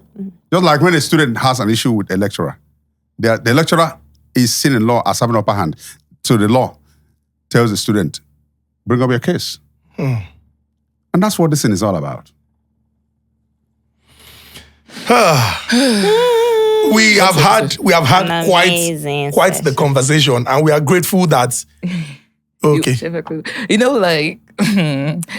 My question has been, I don't want to say scary, has been disturbing Uncle K right now. So let me shift small before I ask this question. Okay. I want to take Nedu's image before I ask this question. So the question is, who is the actor that you wouldn't like to work with at all? Nobody. Or again? No actor. No actor. It varies from script to script. Things happen on set, just like any other place. There are situations where people are employed to act a role, and if you don't think the person can deliver it in your own estimation, you may have to reject the script. Right. But if I want to be more direct to what you asked, who is that actor you wouldn't want to work with? I wouldn't want to work. There's something that happened between me and an actor last year. And the actor confirmed he was available for a particular date. Let's assume now, Chugud is here. And we say August 15th. and he confirms August 15th, I confirm it. I put it in my diary. That means any person who wants to produce from August 15th, I'll say, I'm booked. Yeah. So if, the way it also happens is that 2 weeks to, you will reconfirm that we are still on the Still same. available. And I'll be rejecting jobs based on that confirmation. So if by 2-3 days to the production, he now calls to say, Nabila, so you're going to give me 10 days again. 10 days. I won't want to work with you. It happened to me last year. Because I had to lose 3 weeks. Wow. That's Because I had already told Aditem that, please, I don't have time here. So everyone now says, okay, say they're fully booked here. Because most of them who also, you have rejected their job, have put in other actors. That's the kind of artist I don't want to work with. And it happened to me. Wow. And again, if you know an artist is not good with call time is 8 a.m. That artist comes by 12 noon. I don't want to work. Don't. Stressing you out. No, they do it in the industry. Yes. Okay? If it's a matter of an artist, because the ladies spend more time doing makeup, that one can be controlled because of their nature. Okay? You can now tell the producers, please, tell her now, at least 45 minutes, 1 hour to hurry up, so we can get some things done. But if it's like they are now using that makeup, not achieve anything, you don't want That's the point. because we are all businessmen. We're all time conscious and so on. So personally, I work with everybody, but professionally, when it has to do with misconduct, when it has to do with making me lose business, let's Perfect. make everybody holding dog. Before we wrap, as a stakeholder in Nollywood, what do you think that practitioners in the industry can do to explore the potential of that sector to optimal capacity? Well, the thing is, we've been talking about it, how to bring more value to the industry and how to optimize everything we do. But the thing, we have also been unfortunate that many people have not been able to bring in big budgets. Big budgets, just a few have been able to reach out for big budgets. Because it increases the elasticity of employing more people, doing more professional jobs when you have big budget. So the inability of most practitioners to access funds is debilitating. The inability of practitioners to also practice the profession professionally is not a good one. The inability of corporate organizations, blue chip companies, to also come to lay a helping hand, by buying into what we're doing. They would rather buy, what do you call this Indian, the rich also cry and all this stuff, all these things. Soap opera that were done 40 years ago, Wow. than spending money to produce a new soap opera here that will teach people more lessons. So it's a very sad situation when you have companies just invest in that. Meanwhile, they're not doing it from the countries where they came from. And that's not a good one. So optimization capacity must be built for the local content. It helps us here. It helps us take people off the street. It helps us to create employment. It helps us to create goodwill, boost tourism. Don't you watch, what is this soap opera? What's that channel? Z World. Indian. It is so every Indian woman fine. No. They're packaging tourism. Look at the houses they use to show you infrastructure. Look at American films, Hollywood, right? Yes, sir. Look at the policemen to show you the films. beautiful looking. You know, say policemen will carry big belly belly. for America. Yeah, plenty. Say, We don't even fit it's- pursue So thief. that's it. So it's about packaging. We need to restructure. Yes. The things about entertainment should be removed from Ministry of Information and put in culture.